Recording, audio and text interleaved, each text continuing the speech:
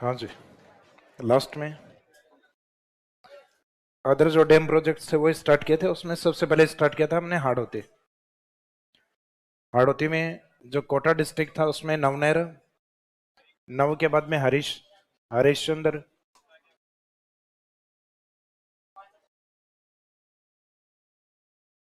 हरिश्चंद्र को कहाँ लेके गए? गोपालपुरा। गोपालपुरा पे क्या निकाली? टकली की बजाय तकली लिखना है। और टकली निकलते उसके बाद में आंखों से सावन भादो, आंखों से सावन भादो निकलते ही आंखें हुई आली, तो आली से आलनिया। तो ये जो प्रोजेक्ट है हरिश्चंद्र से लेकर आलनिया तक ये लिखे थे हमने कोटा में। फिर बाद में बूंदी में बताया कि जीजे जीजी सीएम बनी है, तो जी से जिग जैग डैम, जय से जैत सागर, जी जे जी जी जिसमें एक गुढ़ा और एक गरदड़ा। गरदड़ा प्रोजेक्ट इंपोर्टेंट बताया था आपको। जी जी सीएम, सी से चाकण, में से मेज रिवर। फिर एक दो प्रोजेक्ट यहां मैंने और भी बताए थे आपको। एक तो लाखेरी जो मेज रिवर पे ही है। लाखेरी राजस्थान में फर्स्ट सीमेंट फैक्ट्री के लिए भी प्रसिद्ध। इसके अलावा शिव सागर, जिसमें एक प्रसिद्ध शिव सागर महाराष्ट्र में आता है और एक शिव सागर बूंदी के अंदर। अब जो ये आपने मेज लिखा था, हालांकि ये सारे बूंदी वाली हैं, तो एक तो ये ध्यान रखना मेज बांध बूंदी में। और ये बूंदी वाले जो प्रोजेक्ट हैं ये कंप्लीट होने के बाद इस तरीके से एक ब्रैकेट में लिख दीजिए मेजा डैम, मेजा बांध। ये वैसे ड्रेनेज सिस्टम हमने पढ़ा था, उसमें बनास के ऊपर एक नदी थी कोठारी।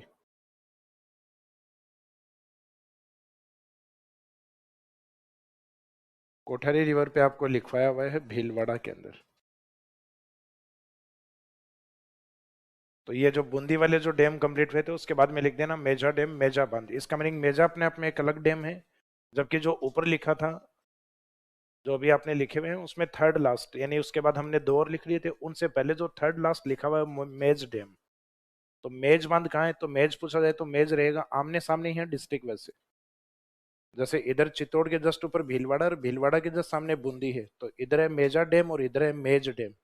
तो ये हमने लिखा था मेज डैम बूंदी, और अब लिखना है मेजा डैम। तो ये इस तरीके से लिख देना। बाकी ड्रेनेज सिस्टम में अपना पहले लिखा हुआ है मेजा बांध। यस।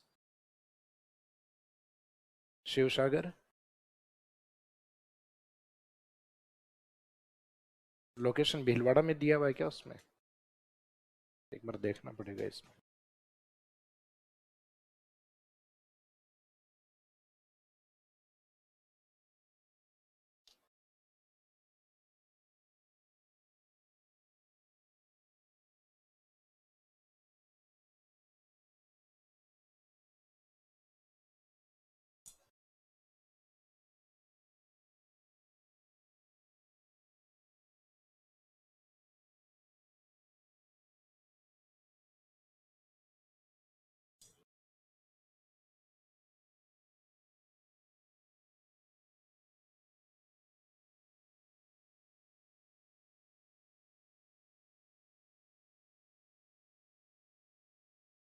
हाँ, ये मांडलगढ़ भीलवाड़ा के निकट बना हुआ है। ये शिव सागर जो आपने लिखा था, शिव सागर जो लास्ट में लिखवाया है ना आपको एक, इससे जस्ट पहले लिखा हुआ है शायद।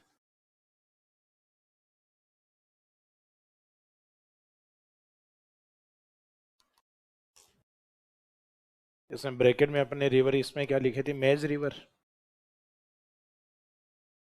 ये मेज रिवर जब मांडलगढ़ से ओरिजिन, इसका मेज रिवर का मांडलगढ़ भीलवाड़ा से होता है, बूंदी पास आके चंबल में मिलती है।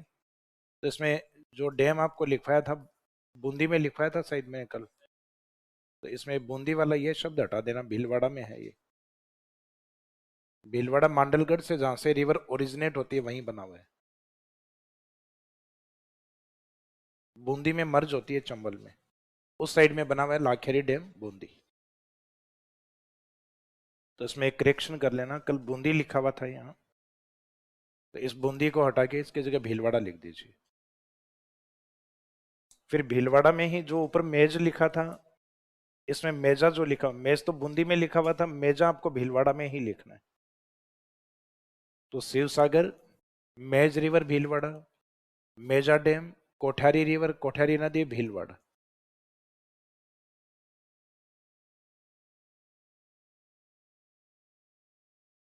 तो हाड़ौती के जो दो मेन डिस्ट्रिक्ट हैं जिन पे अभी तक अपन ने बात की, हालांकि एक दो डैम हमने अभी भीलवाड़ा के भी लिखे हैं, तो भीलवाड़ा भी वैसे हाड़ौती के आंशिक हाड़ौती के पार्ट में आता है। कोटा बूंदी के बाद में नेक्स्ट डिस्ट्रिक्ट हम टारगेट करेंगे हाड़ौती में से 12 डिस्ट्रिक्ट को।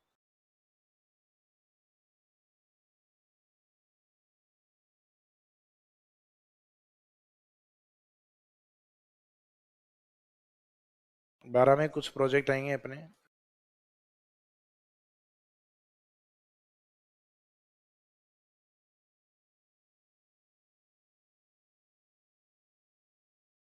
इसमें याद रखिए बेबी परादी लस्सी है। बेबी का मीनिंग है बच्चे से। बेबी का मीनिंग बेबी, सोना, जानू, मोनो वो नहीं है। थामो थामो।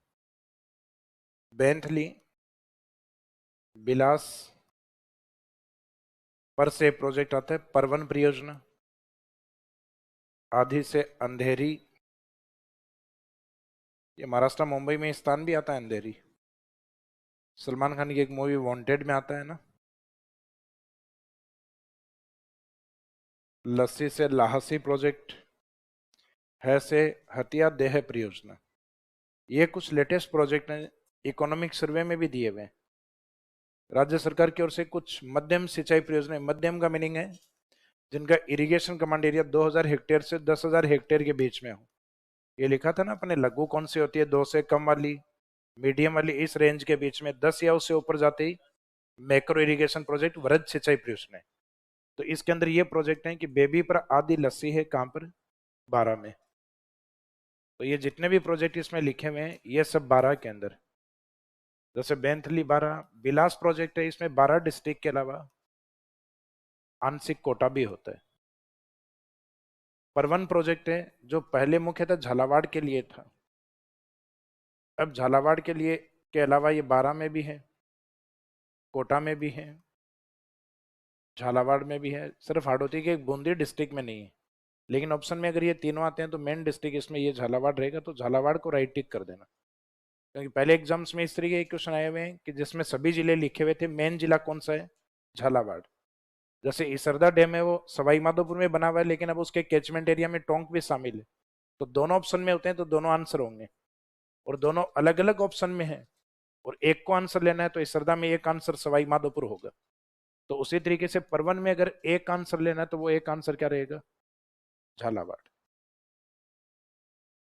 परवन 2021 और 22 के पास में राजस्थान स्टेट गवर्नमेंट का सबसे बड़ा प्रोजेक्ट था, जिसमें गवर्नमेंट ने लगभग 1000 करोड़ से ऊपर की फंडिंग की थी इसको बनाने के लिए। और उस समय RS 2021 में क्वेश्चन भी आया था कि राजस्थान में परवन परियोजना से जुड़े हुए या जुड़ने वाले जिले कौन से हैं। तो उसमें कोटा बूंदी, कोटा झालावाड़, कोटा, बारा झालावाड़, इस तरीके से जिलों के ग्रुप दिए हुए थे। तो जिसमें हाड़ौती के जो 4 मेन, यानी कोटा संभाग के जो 4 मेन जिले हैं उसमें बूंदी को ऐड नहीं करना है। बाकी इसमें कोटा शामिल है, बारा शामिल है, झालावाड़ शामिल है।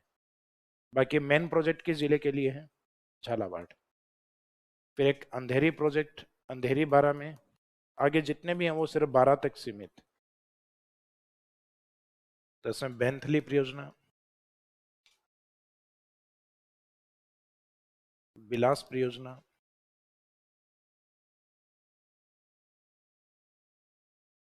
परवन परियोजना,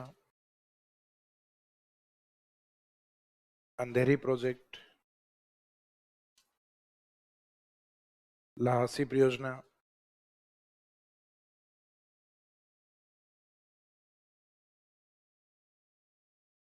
हथिया देह परियोजना।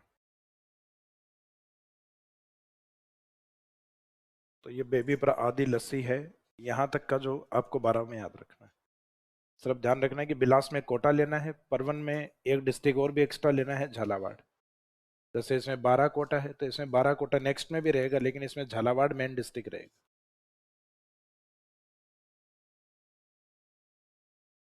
तो हरीश चंद्र और उसकी जो तकली गोपालपुरा वाली कहानी थी, वो कोटा से जुड़ी हुई थी।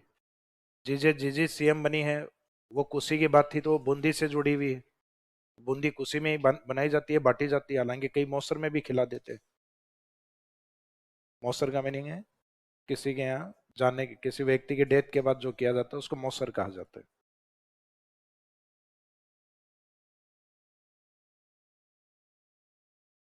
अलग अलग क्षेत्र में अलग अलग नाम दिए जाते हैं, कहीं बारवा बोल देते हैं, कहीं वो फेस्टिवल उसके अलावा भी होता है, कहीं अपने जीवित रहते हुए मौसर करते हैं। जीवित मौसर की प्रथा भी है राजस्थान में, कि भाई क्या पता कल औलाद मर जाए, कुछ खर्च वर्च करे कि नहीं करे, अपने जीते जी खिला जाओ, कि भाई ये किसका है, कि ये मेरा अग्रिम मृत्यु भोज है। ये राजस्थान में ऐसी प्रथाएं हैं।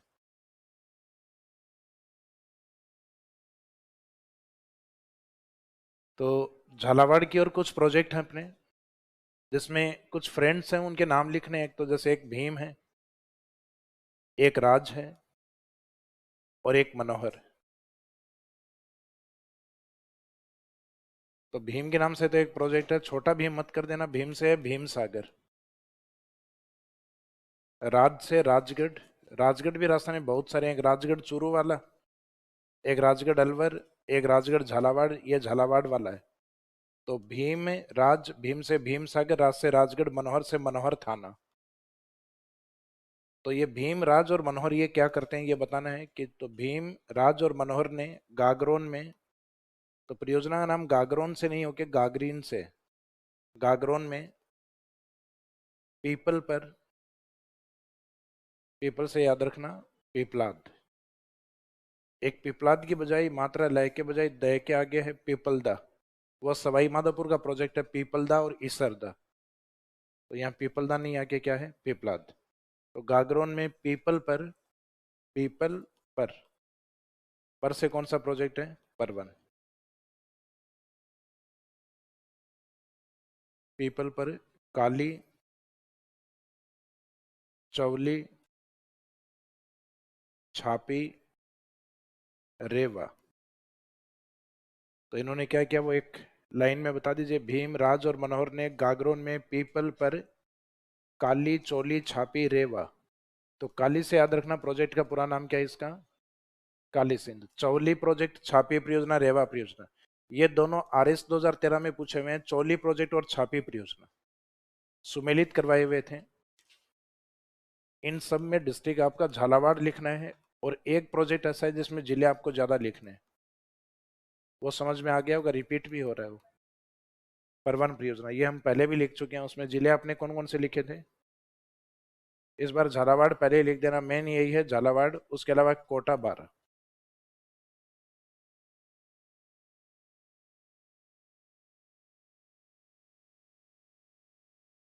तो ये परियोजना है यहाँ से लेके परवन तक, फिर आगे तीन ये प्रोजेक्ट, सॉरी 4 प्रोजेक्ट ये भी बच्चे हुए हैं, जिसमें भीम सागर,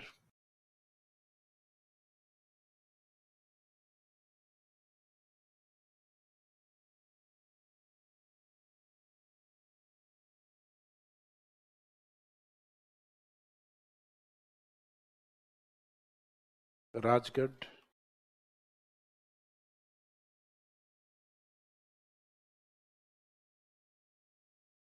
मनोहर थाना, गागरीन, पिपलाद,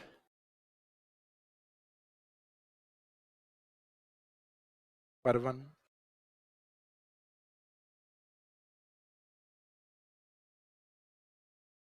काली सिंध,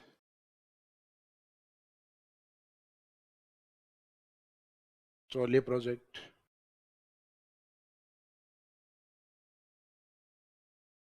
छापी प्रोजेक्ट या छापी परियोजना, और लास्ट में रेवा प्रोजेक्ट, रेवा परियोजना।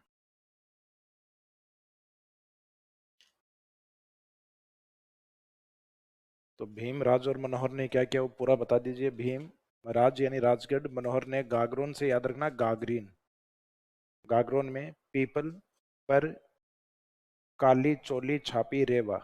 तो काली का पूरा शब्द क्या रहेगा, काली सिंध, जबकि काली सिल अपने आप में एक अलग नदी।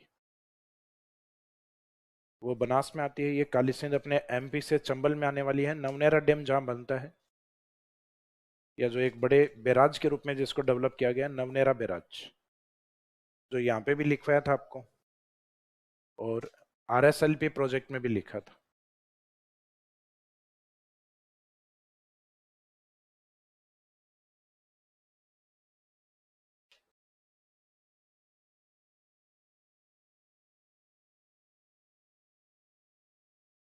वो आप रामजल सेतु लिंक परियोजना वाला पूछ रहे थे, वो तो शायद आरएस में नहीं आया था।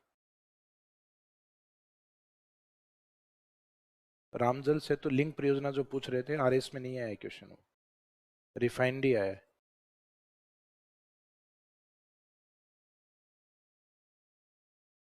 रामजल सेतु लिंक परियोजना नहीं है, पहले वो के क्वेश्चन पेपर में आया हुआ है। आरएस 2018 या 2021 में पूछा हुआ है, इसमें नहीं पूछा। पेपर डाले नहीं, कुछ स्टूडेंट्स और भी डिस्कस किया था। भाई पेपर दे के आ गए ना बच्चे आज, तो उनसे पूछा था मैंने, कहा एक आरएसएलपी, वो क्वेश्चन भी आया, बता रहे हैं कि सर नहीं आया। वो रिफाइनरी आया था, रिफाइनरी पे, राजस्थान की रिफाइनरी पे पूछा था। लेटेस्ट में राजस्थान के अंदर जो एक क्लीन एनर्जी पॉलिसी है, स्वच्छ ऊर्जा नीति, जो अभी राजस्थान में एक कार्यक्रम हुआ था अपने सीतापुरा के अंदर, राइजिंग राजस्थान के नाम से। तो राइजिंग राजस्थान में कुछ पॉलिसी जारी हुई थी, उनमें से एक पॉलिसी पूछी गई है, जिसमें क्लीन एनर्जी का मीनिंग है जो रिन्यूएबल एनर्जी से रिलेवेंट नवीकरणीय ऊर्जाओं से संबंधित नीति थी, वो पूछी गई थी 5 नंबर। तो कुछ इंपॉर्टेंट पार्ट जो पहले से ही ये लग रहा था कि हाँ ये पूछे जा सकते हैं, ज्योग्राफी में तो ज्यादातर उसी पैटर्न के ही क्वेश्चन थे। बाकी पॉलिटी में, आईआर में, उनमें थोड़े से करंट, जैसे रूस यूक्रेन वाला है, इस प्रकार के क्वेश्चन उसमें थे इसमें क्वेश्चन।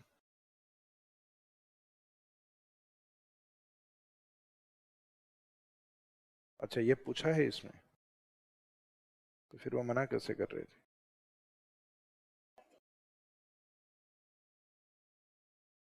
मेरे लग रहा है पेपर भारी था, इस कारण मना कर रहे हैं वो भी। दिया हुआ राम सेतु परियोजना क्या है? वो समझ नहीं पाए शायद, क्योंकि इन्होंने राम सेतु आगे पूरा नाम नहीं है ना। राम सेतु परियोजना क्या है, ये किन जिलों में कृषि और पेयजल के लिए फायदेमंद साबित हो सकती? तो परियोजना क्या है, 3-4 लाइनों में तो वो लिखना था। और कृषि और पेयजल में राजस्थान के लगभग 17 जिले, लगभग क्या पूरे 17 ही हैं, तो 17 जिले लाभान्वित हैं, वो नाम लिखने थे उसमें। कितने, 2 नंबर में था या कितने में था? पूछा ही नहीं है, इसमें न्यूज़पेपर की कटिंग में दे रखा है। और पेपर अपलोड हो जाएंगे, आज हो जाएंगे या कल हो जाएंगे, उसके बाद देखेंगे अपन।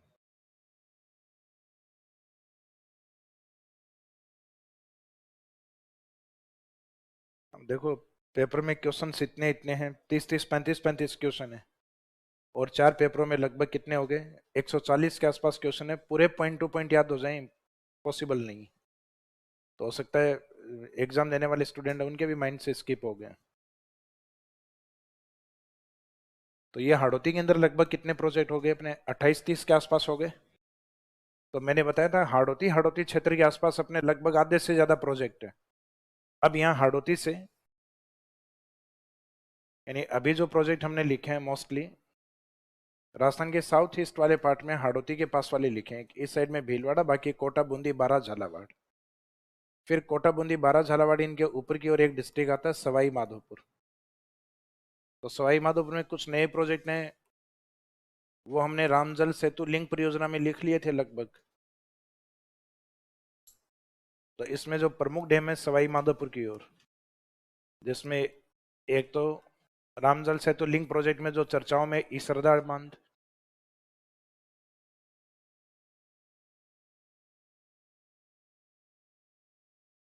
एक पीपल दा, अभी झालावाड़ में मात्र दा के आगे नहीं, आके इसके आगे थी पिपलाद। अब इसरदा पीपलदा, लास्ट में बोलने में एक जैसा फील हो रहा है, इसरदा और पीपलदा।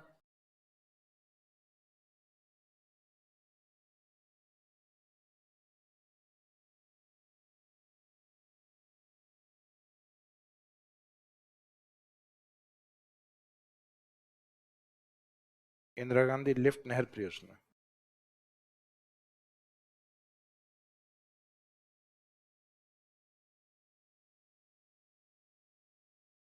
इसमें Isarda project mainly Sawai Madhopur and दूसरा डिस्ट्रिक्ट हम Tonk. Piplada only Sawai Madhopur. Next Indira Gandhi lift नहर परियोजना, इंदिरा गांधी नहर परियोजना Sawai Madhopur and partially affected, इसमें कुछ आंशिक प्रभावित करौली भी रहता है, बाकी मेन डिस्ट्रिक्ट सवाई माधोपुर रहता है। तो ये परियोजना मुख्य सवाई माधोपुर की अधिक है, इसरदा, पीपलदा और इंदिरा गांधी लिफ्ट नहर परियोजना। सिर्फ इतना आता है, इंदिरा गांधी नहर परियोजना कितने जिलों में, तब तो 10 जिलों में। जो मैंने आपको आईजीएनपी कैनाल करवाई फिर वो है इंदिरा गांधी। क्या इंदिरा गांधी नहर पर इंदिरा गांधी नाम से कोई लिफ्ट लिखवाई थी मैंने? कोई लिफ्ट नहीं थी वहां। इसका मीनिंग इंदिरा गांधी लिफ्ट के नाम से। तो इंदिरा गांधी लिफ्ट नहर जो है वो चंबल नदी के ऊपर आती है। इसकी रिवर कौन सी होती है? चंबल रिवर। और असम के कौन से जिलों को लाभान्वित करती है? Sawai Madhopur and partially affected, आंशिक प्रभावित करौली भी रहता है। तो मुख्य परियोजना सवाई माधोपुर की। ये कॉलेज लेक्चरर सब्जेक्ट ज्योग्राफी में पूछा गया क्वेश्चन है, काफी अच्छा क्वेश्चन है। हालांकि उसमें अच्छी बात यह थी कि राजस्थान के पूर्वी जिलों के नाम दिए हुए थे। अगर वो ऑप्शन में गलती से भी गंगानगर बीकानेर कुछ लिख देते तो ज्यादातर स्टूडेंट का आंसर गंगानगर बीकानेर ही होता है। उनको लगता है इंदिरा गांधी नहर परियोजना पूछा है कि कौन से जिले लाभान्वित है, या फिर इसमें नदी पूछे तो भी मोस्टली स्टूडेंट गलत कर सकते हैं कि वो इंदिरा गांधी लिफ्ट नहर परियोजना को गलती से इंदिरा गांधी नहर समझ सकते हैं और आंसर दे के आ सकते हैं सतलज और व्यास, जबकि आंसर क्या रहेगा? चंबल। तो इसमें ये थोड़ा सा ध्यान रखना कि इसमें ये शब्द है, ये इसको अलग प्रोजेक्ट बनाता है। बाकी अगर ये हट जाए तो बाद में इंदिरा गांधी नहर परियोजना बन जाएगा फिर। तो इसका मीनिंग इसमें लिफ्ट शब्द को अंडरलाइन कर दीजिए। तो ये तीनों ईशरदा। नेक्स्ट लिखिए कंटिन्यूस। ईशरदा बांध, ईशरदा डैम,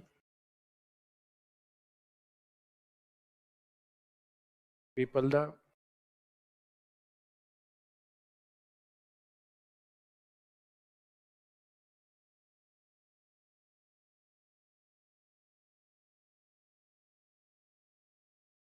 फिर Indira Gandhi lift canal project, last वाला है Indira Gandhi lift canal project, Indira Gandhi lift नहर परियोजना। तो डायरेक्ट इंदिरा गांधी नहर परियोजना नहीं लिखना, ये शब्द ऐड करना है इंदिरा गांधी के बाद में लिफ्ट नहर परियोजना, Indira Gandhi lift canal project, इसमें सवाई माधोपुर एंड करौली।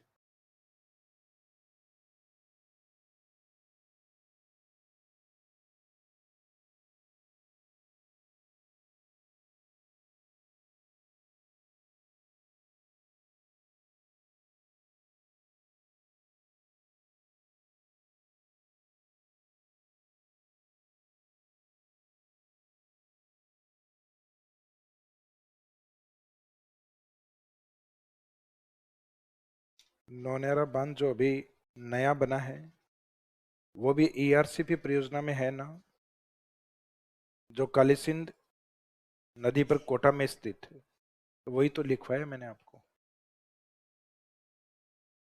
जो आपके नवनेरा जो डैम लिखवाया उसी को ही लिखा हुआ है, कुछ जगह नौनेरा डैम। अपने ज्योग्राफी इकोनॉमिक सर्वे में वो नवनेरा बैराज के नाम से है, जबकि इस स्थान का सही नाम ये है नौनेरा। अपने ये लिखा हुआ था नवनेरा। तो ये दोनों अलग अलग नहीं है, एक ही प्रोजेक्ट है।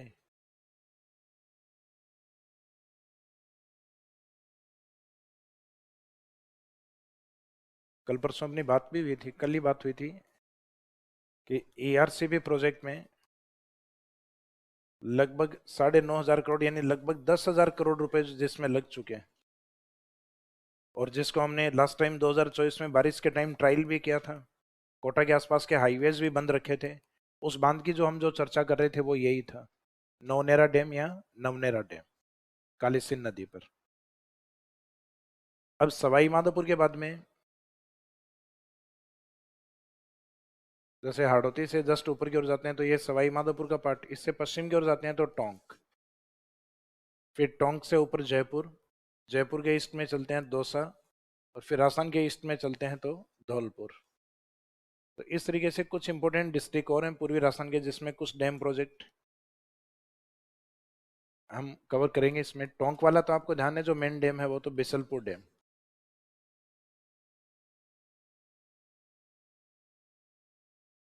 बिसलपुर के अलावा यहाँ टोंक में टोरडी सागर,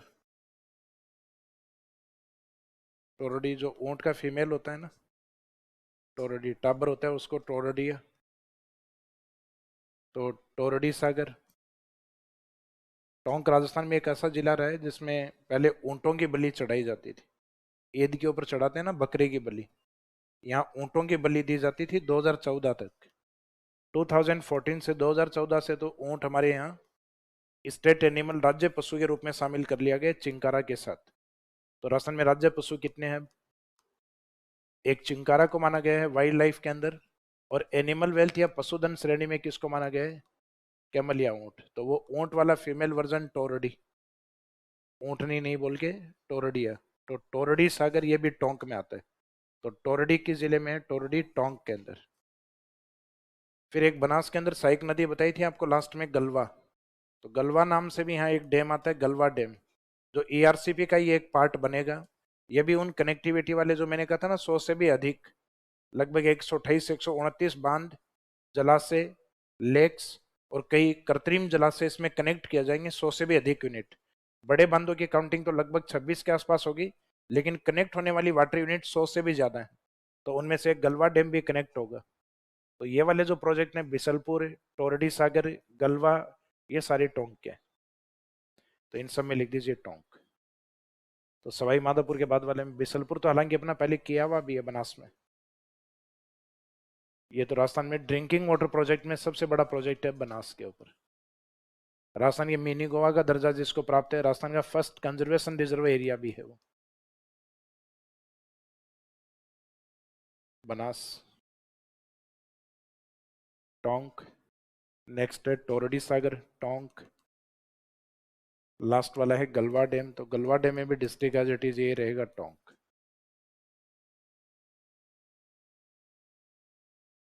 तो बिसलपुर की लोकेशन तो टोंक में ही है। बेनिफिशियरी डिस्ट्रिक्ट बहुत सारे हैं, 6 जिले लाभान्वित हैं इसमें।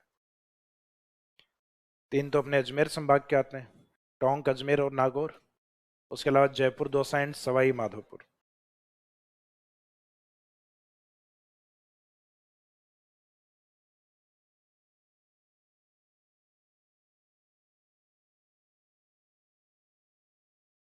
बिसलपुर डैम,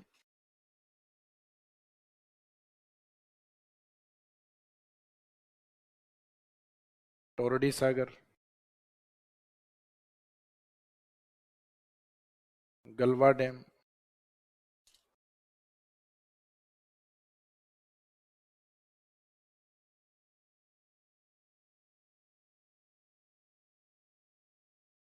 अब टोंक के जस्ट ऊपर जयपुर के अंदर, तो जयपुर में एक बांध जिसको हम रिवाइवल या पुनर्जीवित करने का प्रयास कर रहे हैं, श्रमदान कर रहे हैं, रामगढ़ बांध।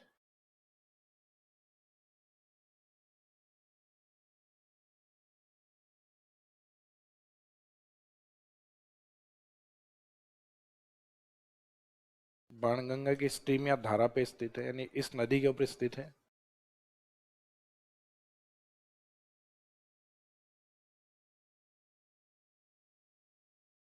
बाणगंगा, जयपुर।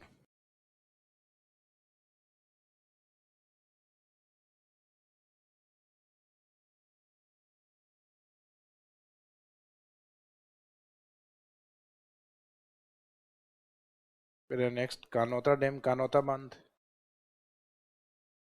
ये आप जयपुर से दौसा रूट के ऊपर चलोगे, घाट की गुणी जो बोलते हैं जयपुर में, घाट की गुणी को क्रॉस करके उससे लगभग 18-20 किलोमीटर के डिस्टेंस पे आता है, जयपुर सिटी से अगर हम चले तो नजदीकी है। अपनी सिटी बस भी जाती है कानोता तक। तो ये जयपुर में।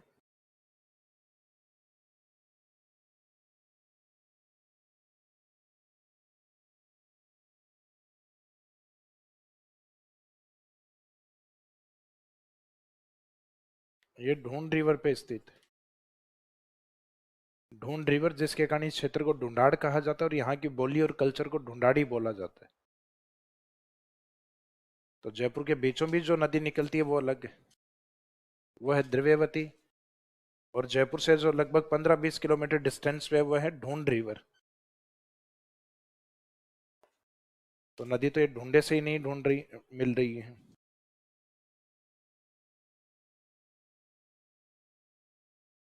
सर निमोद राठौड़ बैराज किस नदी पे स्थित है, ये भी लिखवाया है मैंने, बनास पे लिखवाया था मैंने।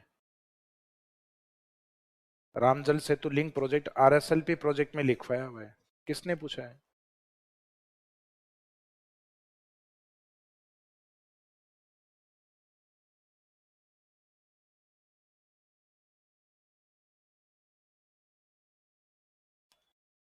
निमोद राठौड़ कल पेज पलट के देखो, लिखवाया हुआ है उसमें।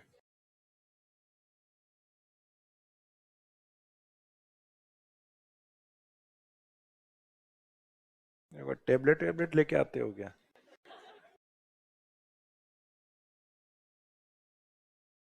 भाई कई बार ये उद्देश्य होता है ना कि क्लासरूम में जाके अपने को सिर्फ लिख के लाना है। उद्देश्य सबके अलग अलग होते हैं। तो हो सकता है कईयों ने उद्देश्य यही है कि लिख के लाना है बस, कि फायदा क्या है, कि फायदा इनमें से क्वेश्चन आते हैं, समझ के जाना है। लिखे हुए किताबों में भी हैं। और कुछ फैक्ट है उसमें, समझना भी क्या, उनको रटना है। वो सिर्फ यहाँ ये देख के जाना कि इम्पोर्टेंट कौन से लिखवाते हैं। तो अब इसमें ज्यादा चर्चाओं में ये है रामगढ़। रामगढ़ वैसे तो इतना इंपॉर्टेंस नहीं होता क्योंकि ये रिवर्स में भी आ चुका होता है, लेकिन इस बार अब इसका इंपॉर्टेंस बढ़ गया है। राजस्थान में वर्षा जल को संग्रहित करने के लिए अभी 5 जून को पर्यावरण दिवस पे कार्यक्रम हुआ था ना यहाँ पे, कि इस बांध को हम पुनर्जीवित करेंगे। इस सरदा जो डैम है वहां से पानी डाइवर्ट करके रामजल सेतु लिंक प्रोजेक्ट है उसके तहत इसमें पानी डाला जाएगा। उसके लिए श्रमदान का कार्य चल रहा है रामगढ़ में अभी। तो ये जयपुर सिटी के अंदर स्थित प्रमुख डैम। अब जयपुर के ईस्ट में जो कभी जयपुर का हिस्सा था दौसा, दौसा राजस्थान स्टेट में वो जिला माना जाता है जहां पे आगरा फोर्ट यानी यूपी वाला जो पार्ट है, आगरा फोर्ट से बांदीकुई के बीच में सबसे पहले रेल परिवहन स्टार्ट हुआ था। भारत में वैसे तो रेल परिवहन काफी पहले स्टार्ट हो गया था, 1853, मुंबई थाने। जबकि राजस्थान में स्टार्ट हुआ था 1874, 1874 में। तो पहली रेल सर्विस यहाँ से यूपी से लेके और बांदीकुई दौसा तक आई थी। तो जैसे ही ये रेल आई तो उसमें अपने को उस रेल से ही याद रखना है कि जयपुर महाराजा माधो सिंह, अब वो माधो सिंह उस टाइम रहे होंगे या नहीं रहे होंगे वो बात अलग है, लेकिन अपने को ये याद रखना है कि माधो सिंह ने जैसे ही रेल आई तो रेल को देखने की जिद की इन्होंने। इन्होंने कहा कि मेरे को रेल देख क्या नहीं। तो लोगों ने कहा कि अभी सामान्य व्यक्ति हैं वो यात्राएं कर रहे हैं, एलआईटी या जो उच्च वर्ग के व्यक्ति हैं वो नहीं जा रहे। तो उन्होंने कहा कोई बात नहीं, मेरे लिए एक बोगी अलग से रख देना। तो इन्होंने कहा कि अकेले बोर हो जाओगे? तो इन्होंने कहा नहीं, मैक्रो ने रेडियो बना दिया, मैं रेडियो लेके जाऊंगा। और रेडियो जैसे ही अकेला बैठूंगा बोर होऊंगा तो रेडियो चला के उसमें गाने सुनूंगा।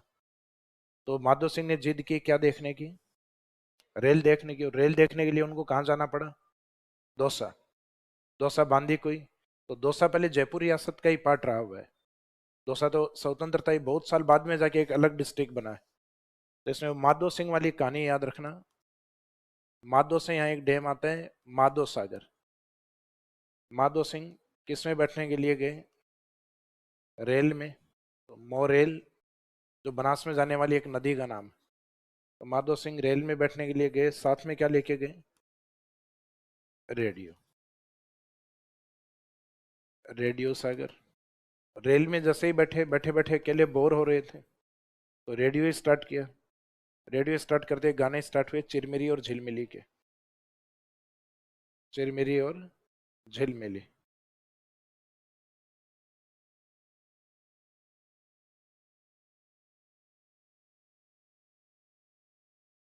तो ये चिरमिरी परियोजना, झिलमिली परियोजना, रेडियो सागर, मोरेल सागर, माधो सागर, एग्जाम में सबसे ज्यादा ये पूछे जाते हैं माधो सागर और मोरेल सागर। जैसे माधो सागर दौसा में, Morel Sagar Dausa and Sawai Madhopur. और इसमें मैंने आपको बताया था कि इसका मुख्य जो मेन कैचमेंट एरिया किस में आता है?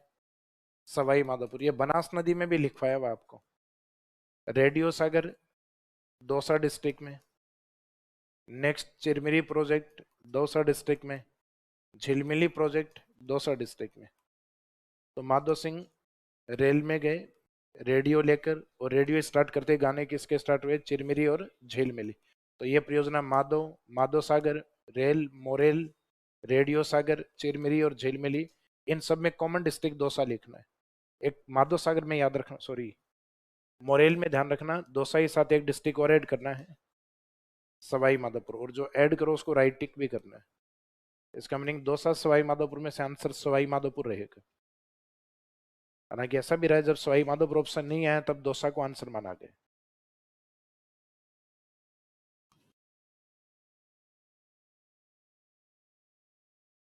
माधव सागर, मोरेल सागर, रेडियो सागर,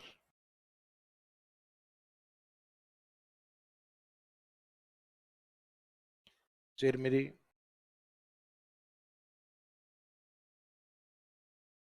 और नेक्स्ट झिलमिली।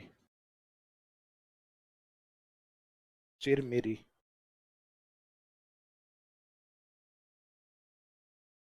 चिरमिरी प्रोजेक्ट और झिलमिली प्रोजेक्ट।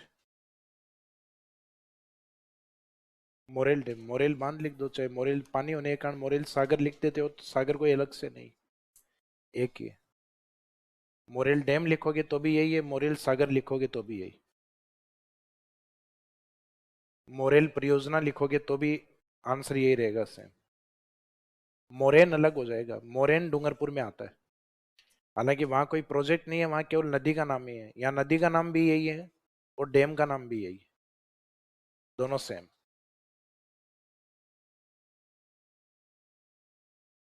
अच्छा, चिरी मेरी लिख दिया, चिर मेरे। जब आपने ये पूछा था चिरी मेरी है या चिर मेरी, ये पूछा था क्या? Very good.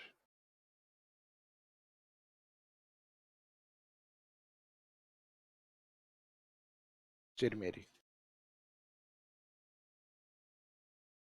नेक्स्ट है झिलमिली।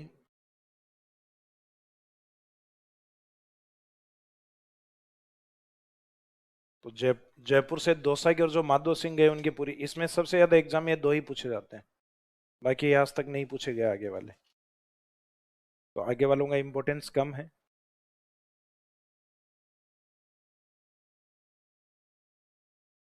फिर राजस्थान का पूर्वी जिला धौलपुर। धौलपुर में गंभीर की एक सहायक नदी लिखवाई थी मैंने आपको, पार्वती, उस पे आता है धौलपुर में पार्वती डैम, पार्वती बांध परियोजना।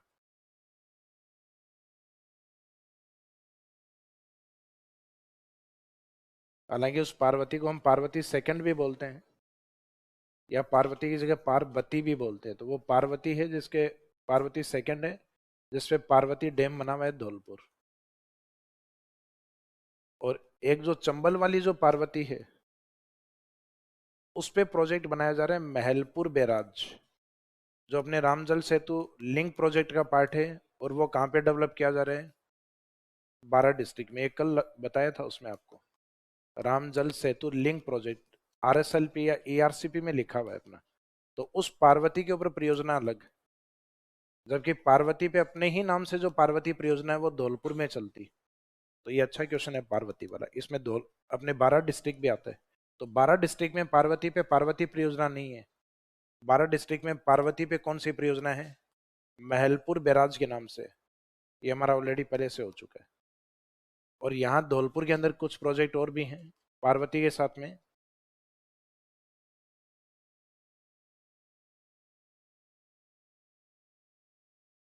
जिले के नाम से ही है एक परियोजना, हालांकि उसमें जिला नहीं पूछेंगे। धौलपुर लिफ्ट परियोजना, कि धौलपुर की ओर पानी को लिफ्ट किया गया है, इसका धौलपुर के लिए लिफ्ट हुआ है, इसका नाम ही धौलपुर लिफ्ट रख दिया।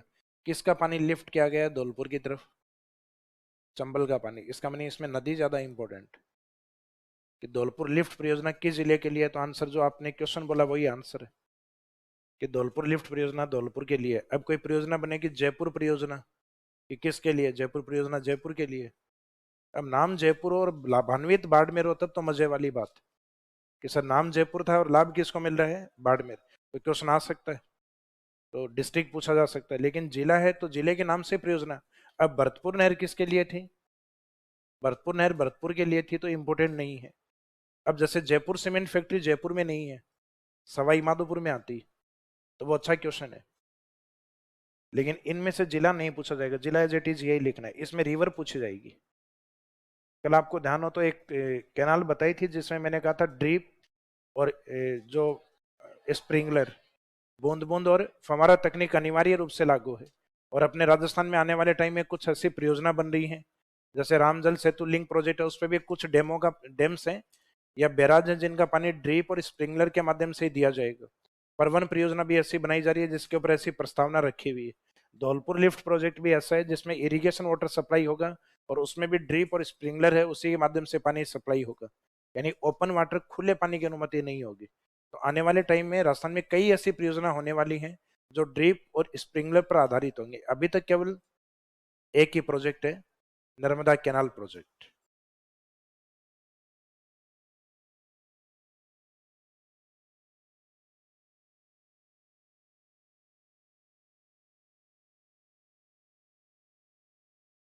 एक काली तीर परियोजना गंभीर और उनकी सहायक नदियों के ऊपर एक प्रोजेक्ट काली तीर परियोजना, ये भी सबसे पूर्वी जिले यानी धौलपुर के अंदर है।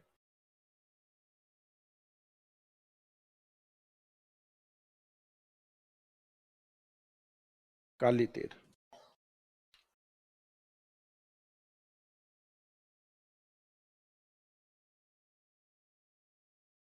अब ये काली तीर परियोजना कई बार कुछ जगह ये कारी तीर परियोजना के नाम से भी लिखी हुई रहती है, क्योंकि पूर्वी राजस्थान वाले काले को काला नहीं बोलते, कारा बोलते हैं।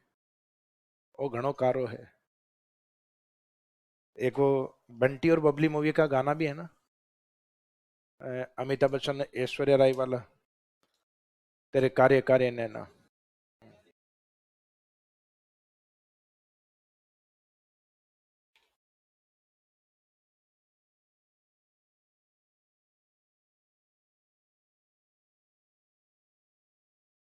जवाई बांध के अलावा पश्चिमी राजस्थान में और कौन से मुख्य बांध है, एक लूनी नदी पे लिखवाया था आपको जोधपुर के अंदर, पेचैक डैम या जसवंत सागर डैम।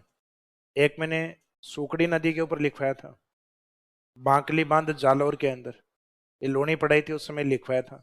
और आज एक सिरोही के अंदर पश्चिमी राजस्थान में वेस्ट बनास की एक सहायक नदी है सूकली, सूकड़ी नहीं सूकली, तो उसमें एक प्रोजेक्ट लिखेंगे सूकली सेलवाड़ा, सूकली सेलवाड़ा प्रोजेक्ट सिरोही। तो ये प्रमुख 4-5 प्रमुख डैम प्रोजेक्ट्स आते हैं।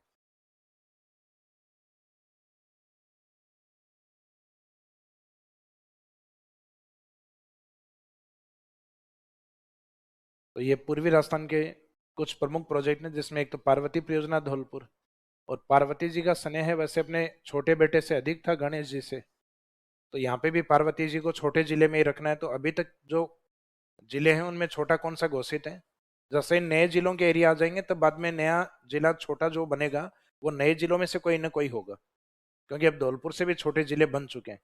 लेकिन अभी तक डेटा नहीं है तो इस कारण किसी को बता नहीं रहे हैं अपन। जबकि पहले 33 जिलों के फॉर्मेट में छोटा कौन था, तो पार्वती जी का स्नेह छोटे के साथ, तो पार्वती जी कहाँ रहेंगे, छोटे जिले धौलपुर के साथ। फिर वहां धौलपुर परियोजना, तो इसमें तो जिला पूछेंगे नहीं, धौलपुर परियोजना कौन सी नदी पर है ये इंपॉर्टेंट है, चंबल। फिर काली तीर परियोजना, काली तीर परियोजना धौलपुर। तो इसमें बारिश का जो एक्सेस वाटर होगा वो पूर्वी राजस्थान में कुछ डैम्स वगैरह को सप्लाई किया जाएगा। और एक यहाँ धौलपुर में आपको ध्यान हो एक झील करवाई थी मैंने, राम सागर, तालाब शाही, तो ये राम सागर एक अपने आप में सेंचुरी अभ्यारण्य भी है, इसको भी जलापूर्ति करेगी काली तीर। तो ये लिखने की आवश्यकता नहीं है, करंट में प्रोजेक्ट चल रहा है अभी। बनने के बाद में ज़्यादा इंपॉर्टेंट होगा कि पानी की सप्लाई किस किस को दी जाएगी, ये बनने के बाद में ज़्यादा इंपॉर्टेंट फिर पूछा जा सकता है। और वैसे मेंस के टॉपिक है नहीं आपके, इनमें डायरेक्ट यही पूछे जाएंगे काली तीर परियोजना किस जिले में है, धौलपुर। तो ये वाला पार्ट अपना लगभग हाड़ौती से लेकर और पूर्वी राजस्थान वाला जो पार्ट है ये लगभग कवर हो गया है। कोटा, बूंदी, बारह, झालावाड़, इसके बाद में टोंक, सवाई माधोपुर, जयपुर, दौसा एंड धौलपुर, मेनली ये पार्ट। अब राजस्थान में अरावली के पश्चिम में एक दो डिस्ट्रिक्ट कवर करेंगे, जैसे एक तो हम जालोर को कवर करेंगे, एक अरावली के पश्चिम में सिरोही। फिर अरावली के ईस्ट में है तो उदयपुर, उदयपुर के जस्ट नीचे डिस्ट्रिक्ट है डूंगरपुर, और राजस्थान के सदन में डिस्ट्रिक्ट है बांसवाड़ा। तो एक दो डिस्ट्रिक्ट हम अरावली के पश्चिम वाले जहाँ के डैम प्रसिद्ध हैं, जालोर और सिरोही। बाकी पाली वाला है वो ऑलरेडी हम कंप्लीट कर चुके हैं, अलग से लिख चुके हैं जवाई बांध के बारे में।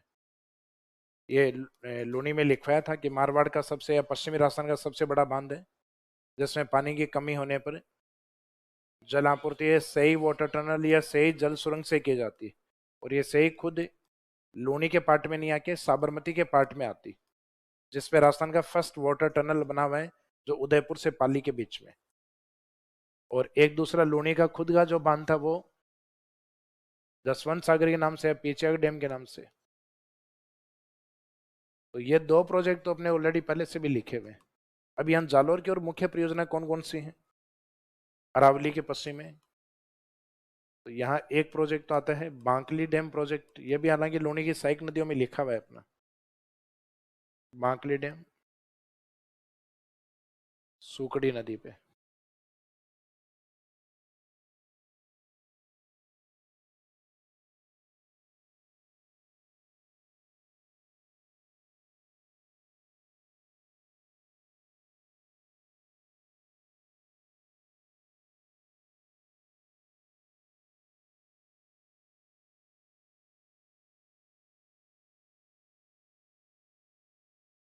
एक है बांडी सेंदड़, जिसमें रिवर का नाम है बांडी। ये बांडी वही है केमिकल रिवर वाली बांडी सेंदड़, ये भी जालोर में।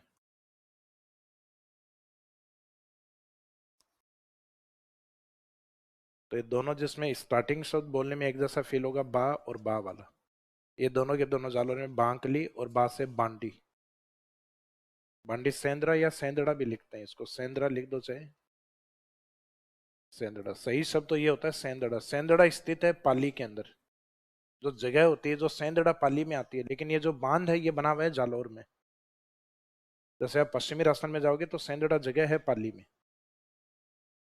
जिसपे एक दिन पहले भी अपने चर्चा की थी। मैंने कहा था पहाड़ों के अंदर इस प्रकार से सोल्ट या लवण घुले हुए हैं कि उसमें जो चट्टाने हैं वो फन के आकार में है, सर्प के आकार में यूं बाहर निकली हुई हैं। फिर कुछ पिक्चर्स वगैरह अपन ने देखने का प्रयास किया था, लेकिन उसमें कुछ एक ही एग्जाम्पल मिले अपने को, जैसे पहाड़ों में से जगह जगह शेष नाग ने अपने फन बाहर निकाल रखे हैं यूं लग रहा था।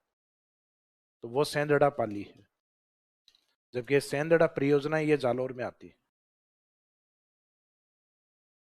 ये BRS 2013 का जो पेपर लीक हुआ था, उसके बाद एक पेपर अजमेर में जो लिया था उसमें पूछा था, ये अच्छा क्वेश्चन है। और ये उससे पहले जो पेपर लीक हुआ था उसमें ये पूछा था ऊपर वाला। तो 2013 के एग्जाम में दोनों क्वेश्चन आए हुए हैं, बांकली डैम और नेक्स्ट है बांडी सेंदड़ा, बा और बा वाले दोनों। बांकली डैम ब्रैकेट में आगे सुकड़ी नदी, एक बांडी सेंदड़ा जिसमें रिवर यही है बांडी। प्रोजेक्ट दोनों के दोनों जालोर में। फिर अरावली में दोनों बा वाले हैं जालोर में। उसके बाद में सिरोही की तरफ कौन से प्रोजेक्ट हैं? तो सिरोही में एक तो पश्चिमी बनास की सहायक नदी सुकड़ी नहीं होगी, कौन सी है? सुकली। तो सुकली भी अपने नाम से और जो स्थान है उसके नाम से, सेलवाड़ा, सुकली सेलवाड़ा परियोजना। सुकली सेलवाड़ा ये आती है सिरोही के अंदर। ये अपनी बुक्स में ज्यादातर सुकली की जगह इस परियोजना का नाम क्या दिया हुआ है? सुकड़ी, सुकड़ी सेलवाड़ा दिया हुआ है। और फिर ये बताया हुआ है कि सुकली सेलवाड़ा परियोजना सुकली नदी पे स्थित है। तो अगर ये सुकली नदी पे स्थित है तो तय है कि परियोजना का नाम सुकड़ी नहीं है, सुकली है। इसका मीनिंग शब्द ये सही रहेगा इसमें, जबकि एग्जाम में पहले पूछा हुआ है उसमें शब्द ये यूज किया हुआ है सुकड़ी, गलती से यूज हुआ है। बाकी सही शब्द इसमें क्या है? सुकली सेलवाड़ा। यस, कुछ बोल रहे थे क्या?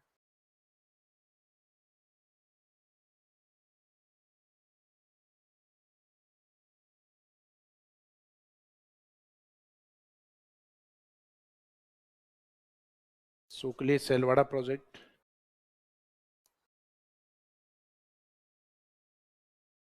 ये सिरोही में, यहाँ सिरोही में चट्टानी भाग होने के कारण और अधिक बारिश होने के कारण माउंट आबू में यहाँ का स्लोप या ढाल है वो गुजरात की तरफ बनता है। तो बारिश के पानी को अधिक से अधिक सिरोही में रोका जाए, इसके लिए वसुंधरा राजे जी ने 2013 और 18 के अंदर भाई इन्होंने यहाँ के बामासा हैं उनसे एक तरीके से सार्वजनिक क्षेत्र में काम करने के लिए गुहार लगाई या एक तरीके से रिक्वेस्ट की कि भामाशाह जो बजट या पैसा खर्च करते हैं उसमें नेचुरल वाटर उसको बचाने के लिए एक प्रोजेक्ट बनाए या उसके लिए फंडिंग करें। तो वसुंधरा राजे जी ने उससे पहले गवर्नमेंट माध्यम से यहाँ पे मॉनिटरिंग करवाई कि बारिश के समय कौन से प्रमुख नाले हैं जिनमें पानी ज्यादा निकलता है और गुजरात चला जाता है। नदियों के पानी को तो नहीं रोक सकते, लेकिन बारिश के नालों का पानी हम रोक सकते हैं। तो जैसे ही बारिश के पानी के नालों की मॉनिटरिंग करवाई तो उसमें प्रमुख 32 नाले सामने आए कि इन 32 नालों के पानी को अगर रोक लिया जाए तो सिरोही के लिए एज ए ड्रिंकिंग वाटर है, पेयजल है, उसकी समस्या का समाधान हो सकता है। तो वसुंधरा राजे जी ने एक प्रोजेक्ट की घोषणा की सिरोही के लिए बत्तीसा नाला परियोजना। तो बत्तीसा नाला कोई एक नदी पे नहीं बनी हुई, वो 32 नालों के ऊपर डेवलप की जाएगी। यानी बारिश के समय अपने गली है उन गलियों से भी पानी निकलता है और वो जाके गलियों का पानी एक जगह इकट्ठा हो जाता है, वो नाला बन जाता है। तो इस तरीके से 32 नालों की मॉनिटरिंग करके पहचान करके उनके पानी को रोककर और सिरोही के लिए यूटिलाइज करना था। तो वो काउंटिंग के आधार पे 32 नालों के पानी को रोकना था, उसके अकॉर्डिंग उस प्रोजेक्ट का नाम ही क्या रखा, 32 नाला परियोजना।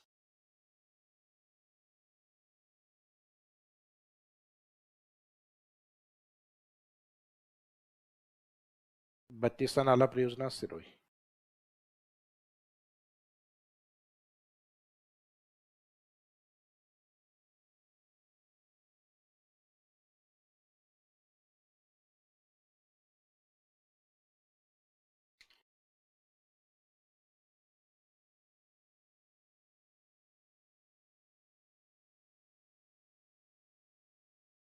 32 नाला, 32 नालों पे होने के कारण 32 नाला परियोजना सिरोही। तो ये दोनों सिरोही के प्रोजेक्ट हैं, सुकली सेलवाड़ा सिरोही, 32 नाला सिरोही। और इससे पहले जो दोनों बह वाले थे या बा वाले थे वो दोनों जालौर में थे, जिसमें बांकड़ी डैम और बांडी सेंदड़ा प्रोजेक्ट।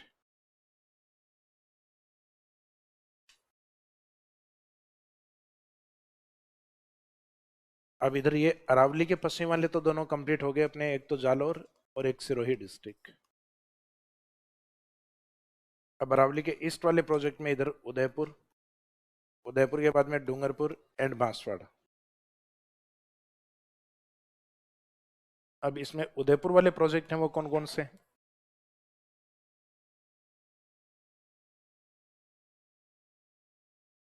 तो उदयपुर की कुछ परियोजनाएं तो अपनी पहले कवर भी की हुई है। माही नदी के अंदर सोम, सोम कागदर परियोजना,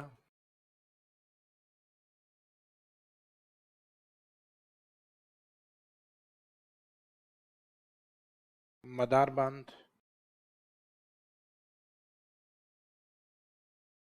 गोगुंदाई पहाड़ियों से निकलने वाली जो नदी आइडिया बेड़च है उस आइडिया बेड़च पे स्थित है।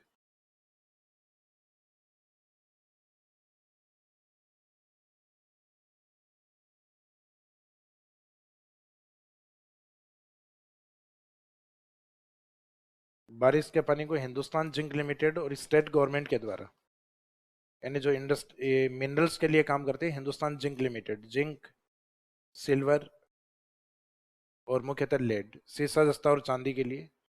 तो हिंदुस्तान जिंक लिमिटेड और स्टेट गवर्नमेंट ने मिलके बारिश के पानी को रोक के एक डैम बनाया जिसका नाम है टीडी बांध। टीडी बांध ये भी उदयपुर में। ऊपर वाला मदार डैम ये भी आइडिया बेड़च नदी पे उदयपुर में। उससे पहले सोम कागदर, सोम कागदर भी उदयपुर का प्रोजेक्ट। तो ये उदयपुर के आसपास के इंपॉर्टेंट प्रोजेक्ट हैं। और एक अपना मानसी वाकल भी लिखवाया हुआ है आपको, वाटर टनल प्रोजेक्ट के रूप में। वैसे वो मानसी वाकल जिसका अतिरिक्त पानी किसको सप्लाई किया जाता है, देवास प्रोजेक्ट या मोहनलाल सुखाड़िया परियोजना। तो मानसी वाकल परियोजना ये भी उदयपुर के लिए। इसमें आपके लिए जो नए शब्द हैं वो मदार और टीडी हैं, बाकी ये अपने सोम ये माही में कंप्लीट हो चुका है, मानसी वाकल ये साबरमती में कंप्लीट हो चुका है।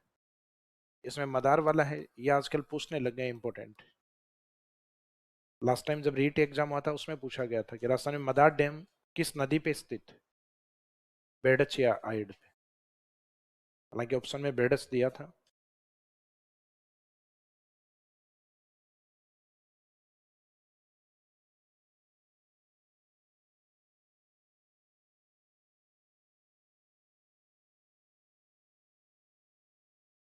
उसमें एक तो सोम कागदर,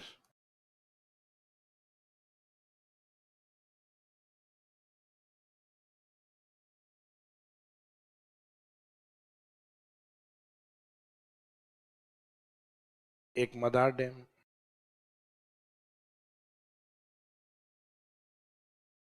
एक आएगा इसमें टिडी डैम, टिडी बांध, एक मानसी वाकर।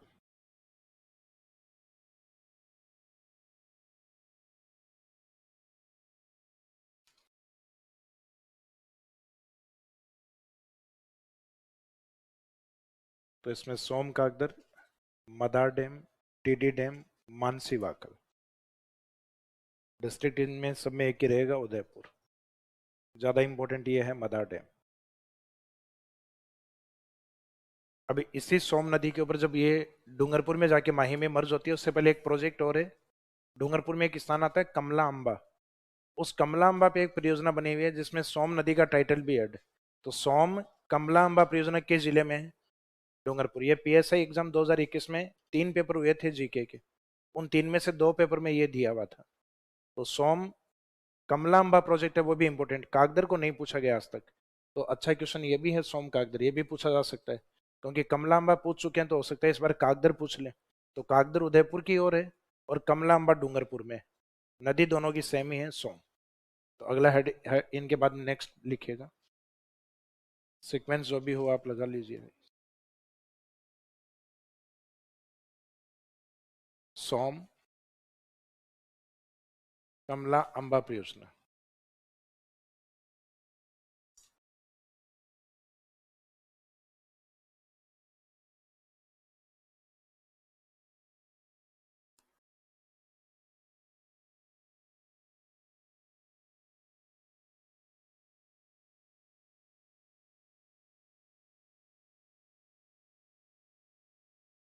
सोम कमलाम्बा प्रोजेक्ट, सोम कमलाम्बा परियोजना, डूंगरपुर। यहीं पे माही नदी गुजरात में जाने से जस्ट पहले उसके पीछे का पानी जो रुका हुआ है, उसको हमने गुजरात में कौन सा डैम बना हुआ है उसमें? कडाना डैम। कडाना के पीछे कडाना बैक वाटर।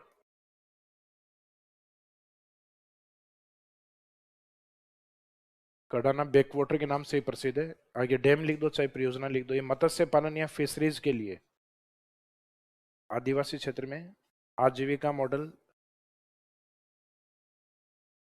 जिसमें मत्स्य पालन का कार्य इनको दिया गया, उसके अंदर ये बनाया गया था कडाना बैक वाटर।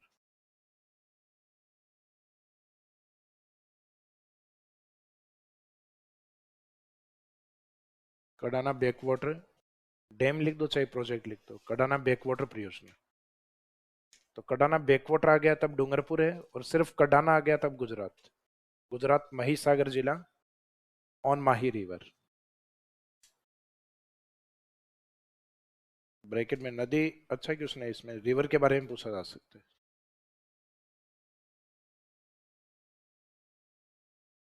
और डूंगरपुर के, जैसे ये प्रोजेक्ट है, इसको पीएसआई एग्जाम में 2 पेपर में पूछा गया था।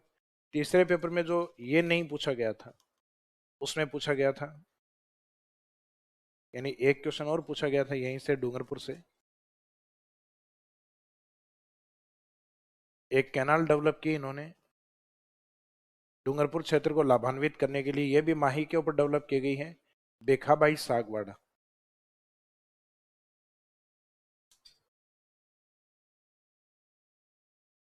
अभी जो लिखवाई थी थोड़ी देर पहले वो था सुकली सेलवाड़ा, ये सेलवाड़ा नहीं होके सागवाड़ा, सागवाड़ा डूंगरपुर।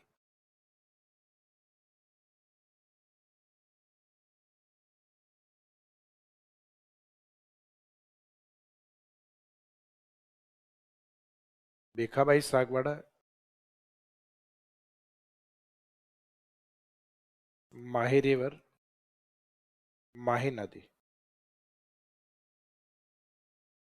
डिस्ट्रिक्ट इसमें यही रहेगा, डूंगरपुर।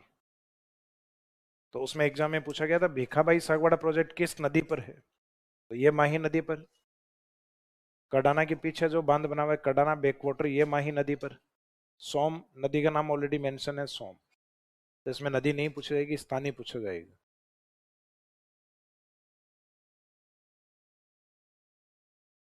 बांसवाड़ा में एक प्रोजेक्ट है, परियोजना है, माही के साथ एक ऐसी नदी जो एमपी की ओर से आके और बांसवाड़ा से गुजरते हुए डूंगरपुर में उसमें मर्ज होती।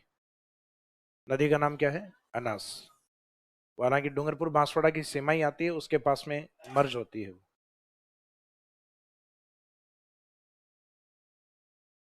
आज कितना ही छीको, कंप्लीट हो जाएगा टॉपिक। अन्नास परियोजना माई की सहायक नदियों में था, ये अन्ना चारपाई में सो जा, तो वो अन्ना का मीनिंग क्या निकाला था हमने? अन्नास। अन्नास प्रोजेक्ट बांसवाड़ा। ये एक बार और रिपीट होगा आपके, जब हम हाइड्रो एनर्जी पढ़ेंगे, जल विद्युत। तो जल विद्युत पढ़ेंगे तो इसके ऊपर हाइड्रो एनर्जी उतनी जनरेट होती है जितनी माही नदी के ऊपर राजस्थान में होती। तो माही नदी पे कडाना पे गुजरात में तो 240 होती है, राजस्थान में 140 होती। तो सेम हाइड्रो पावर इसकी भी उतनी 140 मेगावाट। लेकिन वो आगे हाइड्रो एनर्जी वाले टॉपिक में, ऊर्जा वाले चैप्टर में लिखेंगे। तो यहाँ तो सिर्फ अपने को अनास बांध या अनास परियोजना ही लिखना है। अनास डैम या अनास प्रोजेक्ट बांसवाड़ा। तो राजस्थान में अनास परियोजना किस जिले में है, या यही अनास जल विद्युत परियोजना किस जिले में, तो वो सेम ही होती है, बांसवाड़ा के अंदर। फिर अजमेर से भीलवाड़ा की ओर आते हैं, यानी ये वाला जो एरिया, अजमेर भीलवाड़ा और चित्तौड़गढ़, ABC, अजमेर भीलवाड़ा और चित्तौड़। अजमेर के पास में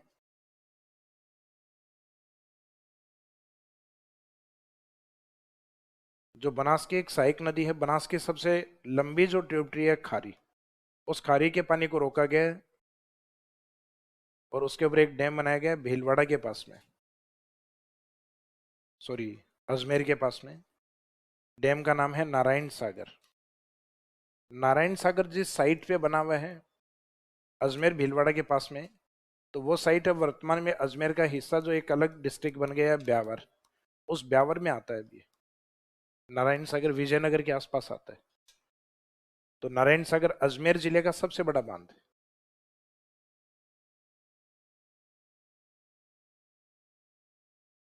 अपने धारावाहिक में भी आता है ना नारायण, इधर की बातें उधर करना, उधर की बातें इधर करना, लास्ट में नारायण नारायण। तो अंग्रेजों का जो काम था वो भी ऐसा ही था। अंग्रेज अपना शासन कहाँ से चलाते थे? अजमेर से। हिंदू कम्युनिटी को मुस्लिम से लड़ाना, मुस्लिम को हिंदू से लड़ाना और अपना शासन करना। फूट डालो, राज करो। तो इसका मीनिंग है कि अंग्रेज जहां थे उनकी नीति नारायण जैसी थी, इधर की बातें उधर। तो नारायण की तरह कौन थे? अंग्रेज। अंग्रेजों का शासन अजमेर में और नारायण भी अजमेर। लेकिन वर्तमान में ये ब्यावर में आता है। तो अभी वर्तमान तक बुक्स में ज्यादातर अजमेर ही लिखा हुआ है, लेकिन प्रेजेंट वर्तमान आप ब्रैकेट में लिख दो, प्रेजेंट ब्यावर। आगे तो चाहे अजमेर लिख के और उसके बाद में ब्रैकेट में लिखना प्रेजेंट ब्यावर। ब्यावर अगर ऑप्शन आ रहा है तो ब्यावर ही आंसर होगा। तो एक तो ये है नारायण सागर, नारायण सागर अजमेर, ब्रैकेट में लिख देना आगे प्रेजेंट ब्यावर।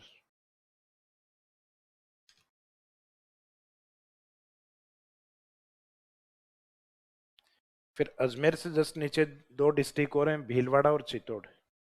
भीलवाड़ा चित्तौड़ के पास में आपको ध्यान हो तो बेडच में मैंने एक सहायक नदी बताई थी, गंभीरी। गंभीरी और बेडच के किनारे पे राजस्थान का सबसे बड़ा फोर्ट बताया था, चित्तौड़गढ़ फोर्ट। और बेडच में गंभीरी के अलावा एक सहायक नदी मैंने और बताई थी जिसका नाम था ओ राई। मैंने कहा राई को आवाज लगानी है तो कैसे लगाओगे? ओ राई। तो ओ राई प्रोजेक्ट, ओराई परियोजना, या ओराई बांध परियोजना लिख दो चाहे, ओराई डैम प्रोजेक्ट। तो ये ओराई डैम है, ये आता है चित्तौड़ भीलवाड़ा के बीच में। इसमें दोनों जिले लिखे हुए रहते हैं, चित्तौड़गढ़ और भीलवाड़ा। तो ये कहीं ना कहीं दोनों जिलों की सीमा पे हैं, दोनों जिले लाभान्वित हैं इसमें। चित्तौड़गढ़ एंड भीलवाड़ा, अजमेर के नीचे वाले दोनों हैं इसमें। तो नारायण सागर के बाद में बी और सी, भीलवाड़ा चित्तौड़ वाला प्रोजेक्ट है ओराई परियोजना या ओराई बांध परियोजना। तो नदी इसमें खुद ये ओराई रिवर आती है, ओराई बांध परियोजना। नारायण सागर जो आपने लिखा तो नारायण क्या के ब्रैकेट में लिख देना खारी रिवर, खारी नदी है, खारी नदी पर। तो अभी बताया भी था मैंने, कहा इस साइड में खारी नदी जो जाती है उस पर ये लिखा हुआ है इसमें, नारायण सागर के ब्रैकेट में खारी। ये खारी वो है बनास वाली,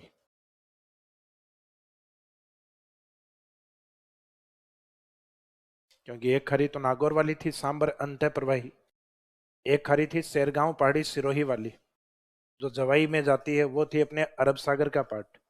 और एक खारी अपने राजसमंद से और टोंक में आके मर्ज होती है किस नदी के साथ, डाई, खारी और बनास, तीनों का संगम एक साथ आता है राजमहल टोंक।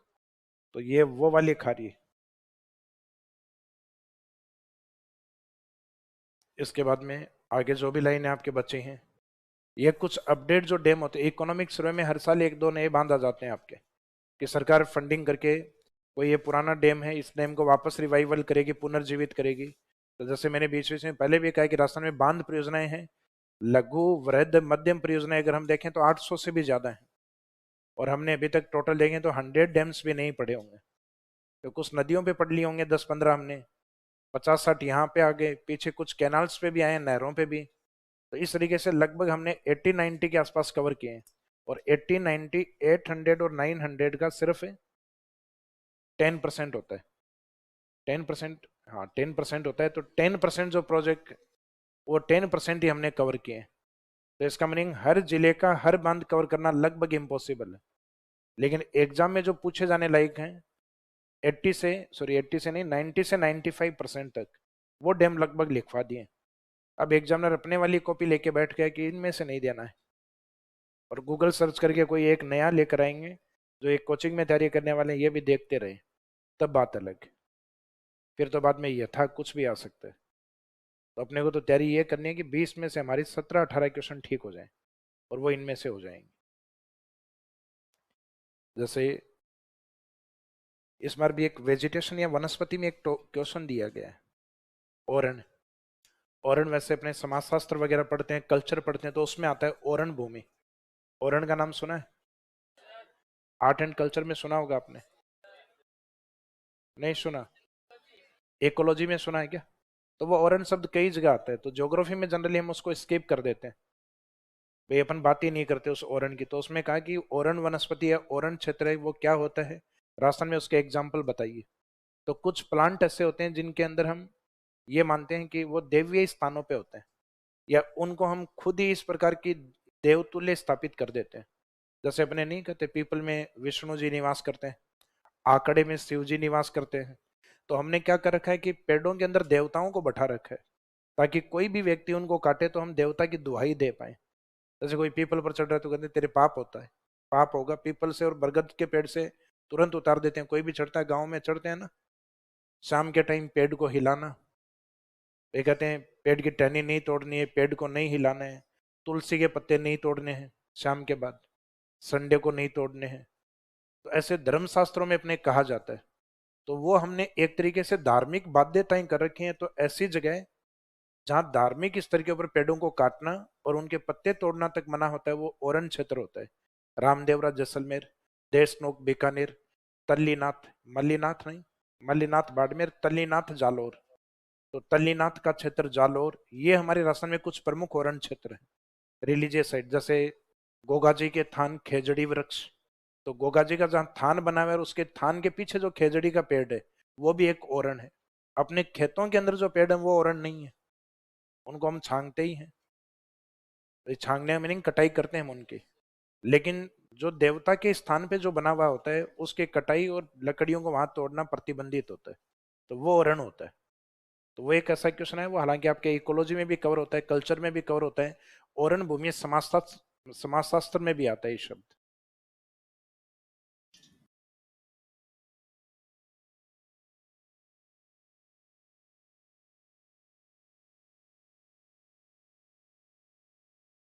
सर आरएस मेंस के पेपर अपलोड हो गए हैं, डिस्कशन करवाओ। डिस्कशन उसका करवाया जाता है जो सिलेबस कंप्लीट हो गया है।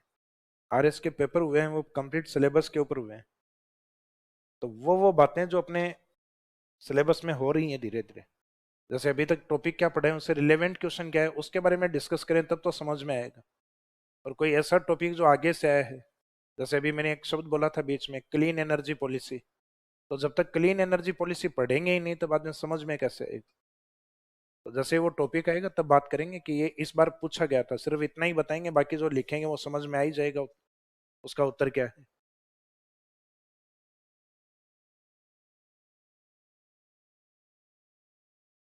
सर आज बारिश का सुहाना मौसम है, अतः थोड़ी जल्दी छुट्टी कर दो, सावन में घर ही रहना बेटा फिर।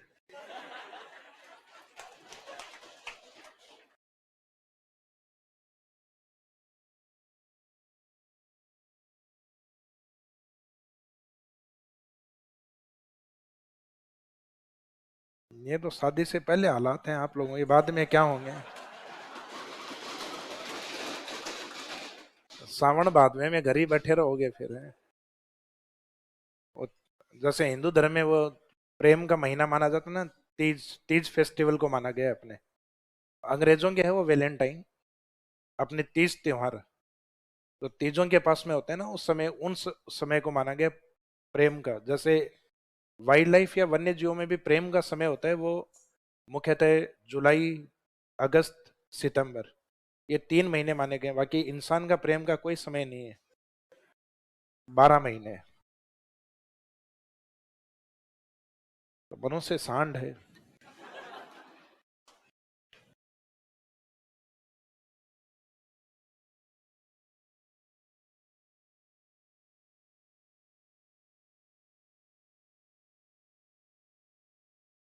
ये आपका हाइड्रो ज्योग्राफी उसका लास्ट टॉपिक है, वाटर कंजर्वेशन टेक्निक्स। और इसमें मैंने आपको बताया था कि ये चैप्टर हम, ये आपके इसमें दिए हुए हैं, नोट्सों में दिया हुआ है। तो वाटर कंजर्वेशन टेक्निक्स हैं, इसमें सिर्फ आरएस प्रीलिम्स का टॉपिक है। जहाँ पे नोट्स में लिखा हुआ है वहाँ पे भी लिख देना चाहिए आप, ओनली आरएस प्रीलिम्स। ये सिलेबस में शायद मैंने पहले भी मेंशन करवा रखा है आपको। नोट्स लेके आए हो ना सभी? नहीं लेके आए हो तो सुन लो आराम से। अब इसमें जो टॉपिक आपका हेडिंग दिया गया है, वाटर कंजर्वेशन टेक्निक्स।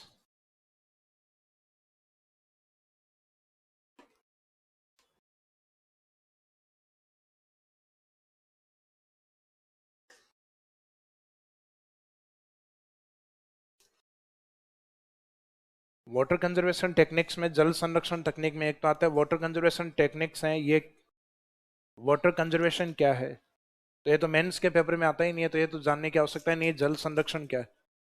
और जल संरक्षण का मीनिंग लगभग सबको ध्यान है। जल संरक्षण का एक तो मीनिंग हम लेते हैं कि बहते हुए पानी को, तो बहता हुआ पानी कौन सा होता है? रेनी वाटर, रेनी वाटर या रिवर वाटर। तो बहते हुए पानी को स्टोर करना, बहते पानी को रोकना, और जिस पानी को हम यूटिलाइज करते हैं, यानी पानी का जो उपयोग करते हैं, तो पानी का उपयोग सीमित करना, लिमिटेड यूज करना, इन दोनों को ही हम वाटर कंजर्वेशन टेक्निक्स में रख सकते हैं।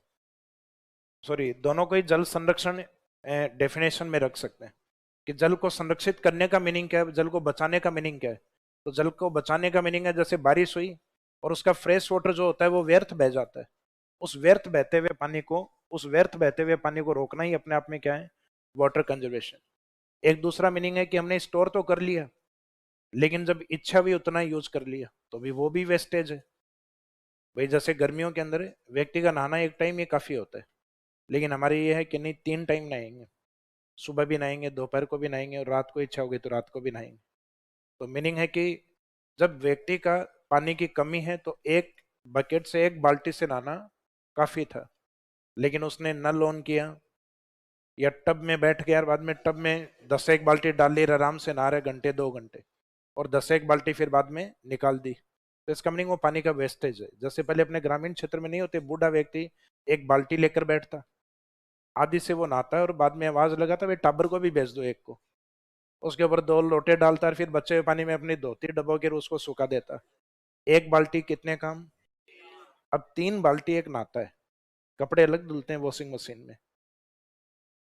तो मीनिंग है पानी का जो यूटिलाइजेशन है वो लिमिटेड करना, सीमित करना। तो इन दोनों को ही जल संरक्षण की डेफिनेशन में रखा गया है।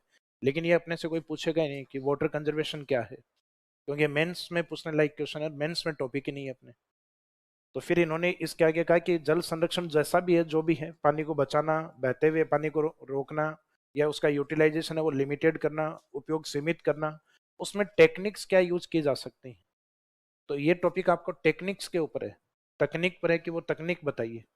तो तकनीक इसमें 2 तरीके की हो सकती है। एक तो जो लंबे टाइम से चली आ रही है, जो हमारी हम कह सकते हैं ट्रेडिशनल टेक्निक्स हैं, जो राजा महाराजाओं ने अपनाई है, जो आज भी हमारे बनी हुई है, जिनको हम संरक्षित कर रहे हैं। जैसे झीलें बनी हुई हैं हमारे यहाँ, बावड़ियां बनी हुई हैं, झालरे बने हुए हैं। झालर अलग होता है, झालरे अलग होते हैं। झालर तो जो ना समझ होता है उसको झालर कहते हैं, और झालरा अलग होता है। इनकी बातें करेंगे अपन इसमें परंपरागत में। कुछ टेक्निक्स होती हैं गैर परंपरागत, यानी जो न्यू टेक्निक्स हैं, जो नॉन ट्रेडिशनल टेक्निक्स हैं। तो गैर परंपरागत तकनीकों में ऐसी कौन सी हैं जो पहले के राजा महाराजाओं ने नहीं अपनाई होंगी? तो उसमें एक तो है डैम प्रोजेक्ट। तो पहले के राजा महाराजा पानी जो रोकते थे वो लेक के रूप में रोकते थे, बावड़ी के रूप में रोकते थे, झालरे बनाते, कुंड बनाते, तालाब बनाते। लेकिन डैम प्रोजेक्ट वर्तमान में बनाती है सरकार। तो ये बांध जैसे शब्द पहले प्रचलन में नहीं थे। ये आप देखोगे 1950 या उसके बाद से प्रचलन में है। डैम प्रोजेक्ट बनाना, बैराज प्रोजेक्ट बनाना, कैनाल प्रोजेक्ट बनाना। नहरें जो पहले थी वो कच्ची नहरें थी और नहरों के नाम से प्रचलित नहीं थी। तो नहरों जैसे शब्द हैं ये पक्की नहरों के शब्द हैं। ये अपने 1927 के बाद स्टार्ट हुए हैं, गंग नहर के बाद। तो इसका मीनिंग जो हमारे कोई 50-60 साल पहले हुआ है, कोई परंपरागत नहीं है। वो चीजें जो 200-300-400 साल पहले चली आ रही है वो परंपरागत है। तो इसका मीनिंग है कि एक तो dam project, barrage project, canal project, नहर परियोजनाएं, या डैम, बैराज और कैनाल है, उनका पानी हमारे तक सप्लाई होता है। और उस पानी का फिर हम यूटिलाइज किसके माध्यम से करते हैं? ड्रिप एंड स्प्रिंकलर के माध्यम से, यानी बूंद बूंद और फव्वारा तकनीक से। तो क्या डैम प्रोजेक्ट हम पढ़ चुके? अभी जो लास्ट अपन ने एंड किया ना टॉपिक में, वो डैम ही चल रहे थे अपने, वो डैम प्रोजेक्ट्स था। उसके बीच बीच में अपने जहाँ पे कुछ यूनिट बैराज के रूप में थी वो भी करवाई थी आपको, जैसे नवनेरा बैराज, हरिके बैराज, कोटा वाले पे सबसे लास्ट, सॉरी चंबल पे जो लास्ट था कोटा बैराज। तो जहां जहां बैराज यूनिट आई है उनकी बात की हमने। और राम जल सेतु लिंक परियोजना में तो 5 बैराज ही अलग लिखवाए आपको, 2012 में लिखवाए थे, जिसमें एक महलपुर, एक रामगढ़, एक नवनेरा लिखवाया काली सिंध कोटा के अंदर। एक बूंदी में जो मेज डैम है उसको मेज बैराज में कन्वर्ट किया जाएगा। एक निमोद राठौड़ बनास नदी पे सवाई माधोपुर।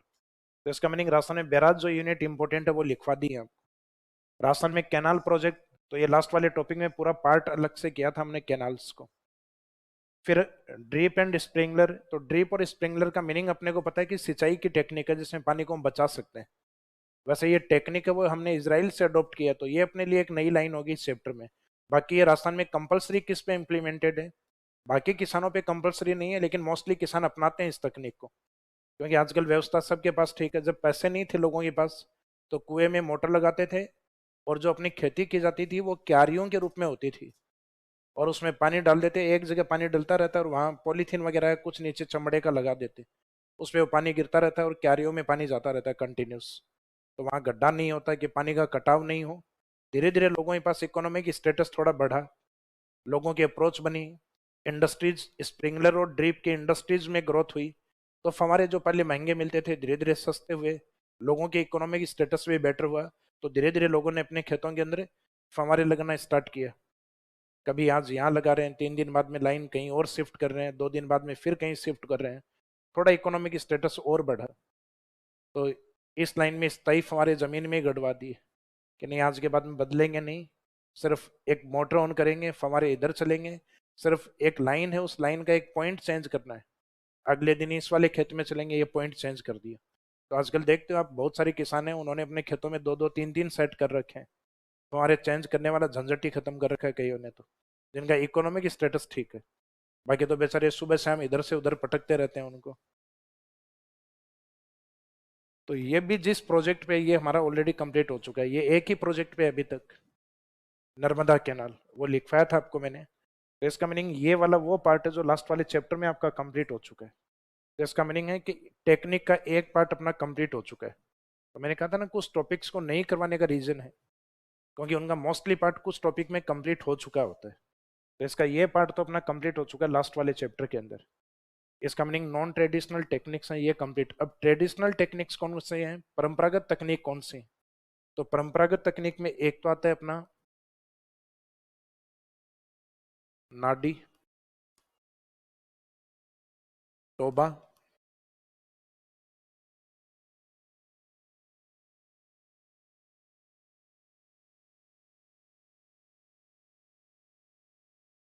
एक आता है इसमें झालरा,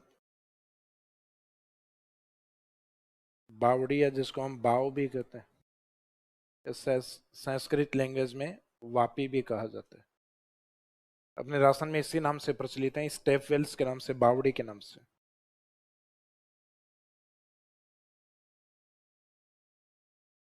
शेखावाटी क्षेत्र में मुख्यतः पानी के कच्चे कुएं, जो देखने में तालाब जैसे होते हैं लेकिन पानी के कच्चे कुएं होते हैं, जिनको हम जोहड़ बोलते हैं।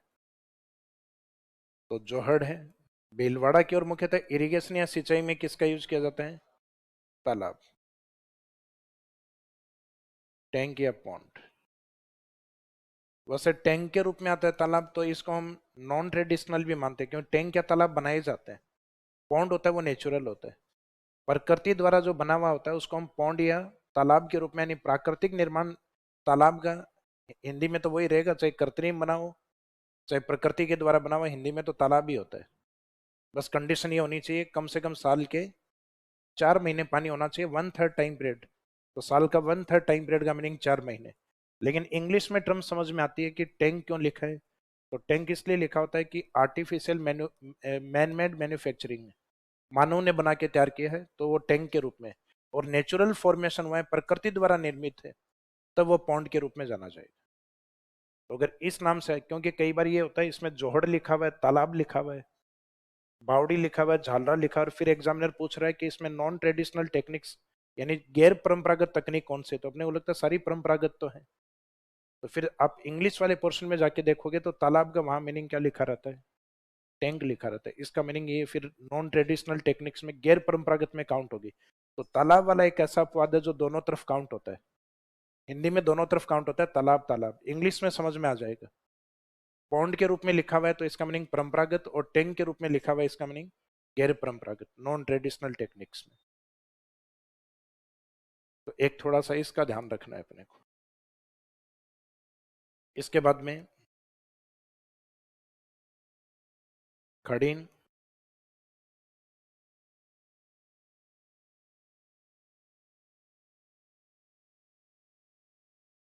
पेरी या कोई,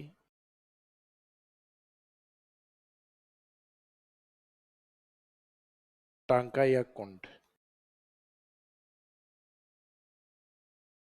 कोई और भी है क्या शब्द इसमें? एक लेक या झील, झील। अब इसमें ये देखो अपने पार्ट कौन कौन से कंप्लीट हो गए। बीच में जैसे एक बार बावड़ी शब्द आया था अपने, एक नवलखा करके, नवलखा से 3 water unit, Navlakha lake Bundi में, नवलखा टैंक या तालाब बारा में, और नवलखा बावड़ी डूंगरपुर में। लास्ट सेकंड लास्ट टॉपिक झील वाले में आपको बताया था नवलखा से 3 यूनिट बनी हुई है राजस्थान में। तो उस समय बावड़ी के बारे में चर्चा हुई थी, लिखवाया तो अलग से नहीं था कोई बावड़ी, बावड़ी का मीनिंग अपन यहाँ इस चैप्टर में देखेंगे, लेकिन ये शब्द आ चुका है पहले, झील आ चुका, पूरा चैप्टर आ चुका है इस पे। तो कि राजस्थान के अंदर लेक वाटर नेचर पे 2 प्रकार के हैं, एक ब्राइन वाटर लेक्स और एक fresh water lakes. Brine water lakes important कौन कौन से हैं वो पूरी बताई हुई है, फ्रेश वाटर लेक कौन कौन से हैं वो लिखवाई हुई है लगभग, ये आपके नोट्सों में थे वो वाले पार्ट। तो ये भी टॉपिक के रूप में कंप्लीट हो गए, सिर्फ फैक्ट ही नहीं कंप्लीट हुआ, टॉपिक ही कंप्लीट है, यानी अपने आप में एक पूरा चैप्टर है। क्या जोहड़ शब्द का मीनिंग आ चुका? शेखावाटी में लिखवाया हुआ है, row wells of Shekhawati, row wells of water in Shekhawati region. Shekhawati में पानी के कच्चे कुओं को जोहड़ कहा जाता है। फिर शेखावाटी में मानसून के दौरान बनने वाले जो तालाब या टैंक जो है, तो मानसून ड्यूरेशन में बनने वाले तालाबों को सर कहा जाता है। लेकिन ये तालाबों का जो यूज होता है वो राजस्थान में सबसे ज्यादा कहाँ होता है? भीलवाड़ा, एज ए इरिगेशन के तौर पे। लास्ट वाले चैप्टर में लिखा था हमने, कैनाल्स का यूज है वो गंगानगर में अधिक है, वेल्स और ट्यूबवेल्स का यूज वहां अधिक है जहाँ जनसंख्या अधिक, यानी जयपुर में अधिक है। और तालाबों का यूज जहाँ थोड़ी पक्की भूमि होती है उन क्षेत्रों में अधिक होता है, जैसे भीलवाड़ा में और पाली क्षेत्र की तरफ। पश्चिमी राजस्थान में भी खूब तालाब बने हुए हैं, पाली और भीलवाड़ा क्षेत्र में। तो ये भी अपना पहले मीनिंग लिखा हुआ है, सर के रूप में लिखा हुआ है पहले मीनिंग, जो शेखावाटी में सर के नाम से प्रचलित। खड़ीन शब्द अपना डेजर्ट में ऑलरेडी कंप्लीट हो चुका है, पहले आ चुका है, कि पालीवाल ब्राह्मणों ने जैसलमेर में जो झीलें बनाई हैं वो खड़ीन लेक्स है। तो ये पालीवाल शब्द के साथ, ये इस बार आरएस प्रीलिम्स में भी आया था क्वेश्चन। पश्चिमी राजस्थान में पाली वालों की झीलों को क्या कहा जाता है? खड़ीन लेक्स कहा जाता है। बेरी या कोई, ये पहला, ये सब पहली बार आया आपके लिए। ये बीकानेर जैसलमेर वाले इनको तो ध्यान है बेरी कोई क्या होती है। गांव के अंदर कोई तालाब है, जोहड़ है, उसके नीचे पास में एक छोटा सा टैंक सा होता है, पेयजल के लिए बनाया जाता है। टैंक का मीनिंग यूं गोलाकार होता है और बहुत ज्यादा डीप नहीं होती। डीप होती है तो इसको क्या बोलते हैं? कुआं कहते हैं। एक कुएं की वाइफ होती है, कुई होती है। क्या होती है? कोई। जिसके डीप ज्यादा होगी वो क्या होगा? कुआं। और जिसके डीप कम होगी वो कुई होगी। तो इसका मीनिंग ये ध्यान रखना है, कुआं है वो वाटर कंजर्वेशन टेक्निक नहीं होता है। कुएं के अंदर कभी अपन पानी नहीं डालते हैं, ये नहीं करते पानी डालेंगे तो निकालेंगे। उसके अंदर ऑलरेडी पहले से ही पानी होता है, उसको पानी के लिए ही, इसका मीनिंग उसका खुद का नेचुरल स्टोरेज है पहले से जमीन के अंदर। उस जमीन के अंदर से पानी को हम निकालेंगे। तो कुआं कभी वाटर कंजर्वेशन टेक्निक्स में दिया जाए तो कुआं कभी काउंट नहीं होता है। भाई कुएं में कभी ऐसा पॉसिबल थोड़ा ना कि आप पानी डाल रहे हो और फिर निकाल रहे हो, तो वो वाटर कंजर्वेशन नहीं, उसके पास तो ऑलरेडी स्टोरेज है जमीन के अंदर पानी जो है। उस पानी को हम कुएं के माध्यम से बाहर निकालते हैं, वेल्स के माध्यम से। तो वेल्स हैं वो वाटर कंजर्वेशन टेक्निक्स में काउंट नहीं होते हैं आपके। तो कुआं अगर आएगा तो ये जल संरक्षण टेक्निक्स में नहीं। बेरी या कोई इस तरीके का कुंड होता है, उसके पास में कोई वाटर सोर्स होता है, कोई तालाब हो सकता है, कोई झील हो सकती है, कोई छोटा डैम हो सकता है। उसका जो एक्सिस वाटर होता है, अतिरिक्त पानी। और अतिरिक्त पानी क्या होता है? जैसे बारिश होती है तो ऊपर का पानी जो आता है लगभग फ्रेश वाटर ही होता है। जैसे ये वाटर सोर्स है, इसमें एक्सिस वाटर जैसे ही आया तो बारिश का फ्रेश वाटर इसमें इकट्ठा होता रहता है। इसको आजकल तो कवर भी करने लग गए हैं ऊपर से, वे ढक के रखते हैं कि बच्चे बच्चे नहीं गिर जाएं। इसलिए तो ये होता है जो राजस्थान के इंटरनेशनल बॉर्डर पे सबसे ज्यादा प्रचलित है, बीकानेर और जैसलमेर में। तो इसमें ये लाइन आती है, इंटरनेशनल बॉर्डर, अंतरराष्ट्रीय सीमा पर। तो अंतरराष्ट्रीय सीमा देख के आंसर अपने को खड़ीन नहीं कर देना है।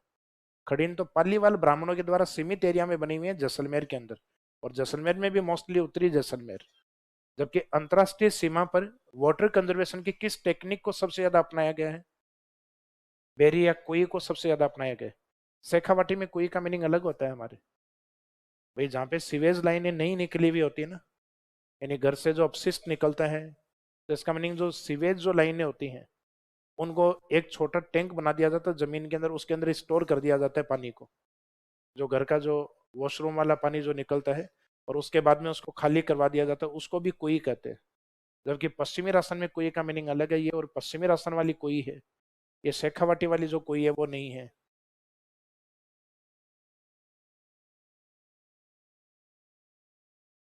टांका या कुंड, टांका या कुंड वही होता है जो अपने घर में टंकी बनी होती है, वही है। इसका मुख्य उद्देश्य होता है रेनी वाटर को ड्रिंकिंग वाटर के पर्पज से कलेक्ट करना है। जैसे अपन ग्रामीण क्षेत्रों में गवर्नमेंट स्कूल्स में देखा होगा आपने, आजकल एक टंकी बना के रखते हैं, उसके ऊपर का भाग या तो पक्का कर देते हैं, या जो अपने गवर्नमेंट स्कूल्स हैं उनकी जो बिल्डिंग जो होती हैं, उन बिल्डिंग से एक पाइपलाइन या ड्रेनेज सिस्टम लाके उस टंकी से ऐड कनेक्ट कर देते हैं। लेकिन उसको बंद रखते हैं वैसे तो मोस्टली साल के हर समय। जैसे ही बारिश तेज होती है तो छत की सफाई कर देते हैं एक बारिश में तो, या एक दो बारिश तक साफ होने देते हैं छत को। और जैसे ही एक दिन यूं लग रहा है सुबह से शाम तक बारिश का चांस है, तो उसमें घंटे दो घंटे के बाद में उसका नाला खोल देंगे, क्योंकि इतने देर तो वो साफ हो गई छत। और बाद में घंटे या दो घंटे के अंदर वो भर जाती है, क्योंकि बारिश जब तेज होती है तो घंटे दो घंटे में वो टैंक इतना ही बड़ा होता है। कई जगह 12,000 लीटर का होता है, कई जगह 6,000 लीटर का होता है। घरों में अपन और भी छोटा बनाते हैं। आजकल तो लोग टैंक एक ही बनाते हैं, उसमें दो पोर्शन सेपरेट कर लेते हैं। भाई एक तो जो आपका वाटर बॉक्स वाला पानी आ रहा है, गवर्नमेंट की सप्लाई आ रही है, एक बारिश का पानी आ रहा है उसको कलेक्ट कर लेते हो, वो होता है। और वाटर कंजर्वेशन टेक्निक्स में सिर्फ एक यही ऐसा पैटर्न है जिसमें पानी की प्योरिटी के लिए उसको ऊपर से कवर किया जाता है। बाकी और इनमें से ऐसा कोई नहीं है जिसको कवर किया जाता है। कोई या बेरी को सुरक्षा की दृष्टि से आजकल कवर करने लग गए हैं, बाकी इसमें कवर करने का प्रावधान नहीं है। लेकिन टैंक और कुंड है, ये घरों में बनता है तो इसको कवर करने का प्रावधान होता है। अब भले ही उसके ऊपर वो सील आती है, पट्टी आती है, चाहे वो पट्टी डलवा दो ऊपर, लेकिन कवर करेंगे इसको। तो वाटर कंजर्वेशन की वो टेक्निक जो मुख्यतः घरों में यानी अपने जो घरों में और पब्लिक पैलेस पे दोनों जगह बनाई जाती हैं, और सुरक्षा की दृष्टि से उनको पानी को ऊपर से या स्वच्छता के लिए पानी को ऊपर से कवर किया जाता है, वो टेक्निक कौन सी है? तो वो टेक्निक है टांका या कुंड। जनरली जिसको अपन घरों में टैंक बोलते हैं, पानी का टैंक या कुंड, तो वो टैंक ही है। वो टैंक हिंदी में बोलेंगे तो, इंग्लिश शब्द से हिंदी में बोलेंगे तो तालाब भी होता है उसका मीनिंग। बाकी ये टैंक अलग, टांका या कुंड। तो एग्जाम में जब आएगा तो ये टांका के नाम से ही आता है।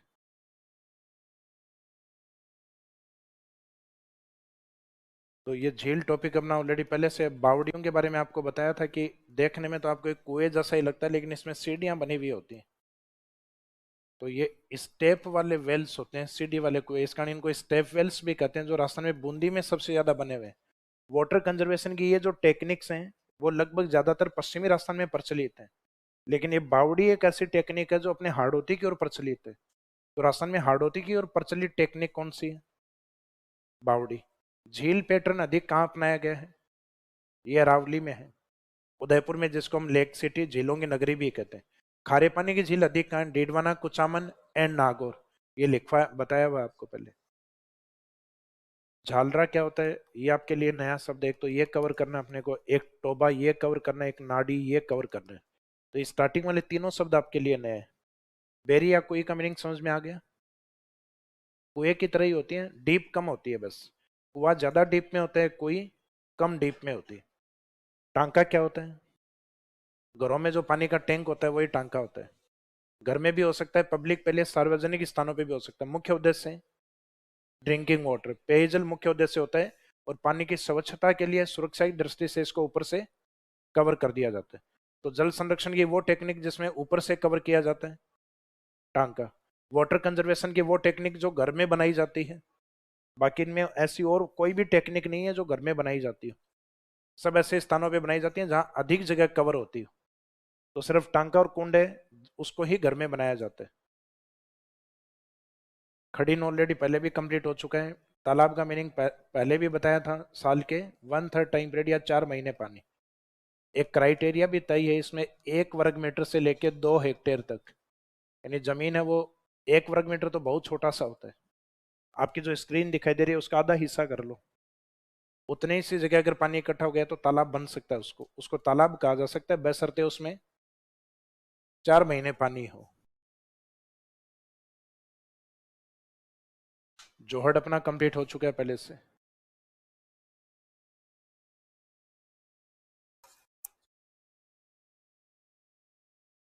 ठीक, 1 मिनट में। हाँ जी। तो अब नाड़ी टोबार झालरा क्या, ये देखिए। पश्चिमी राजस्थान में पोखर जैसी संरचना, पोखर किसको कहते हैं?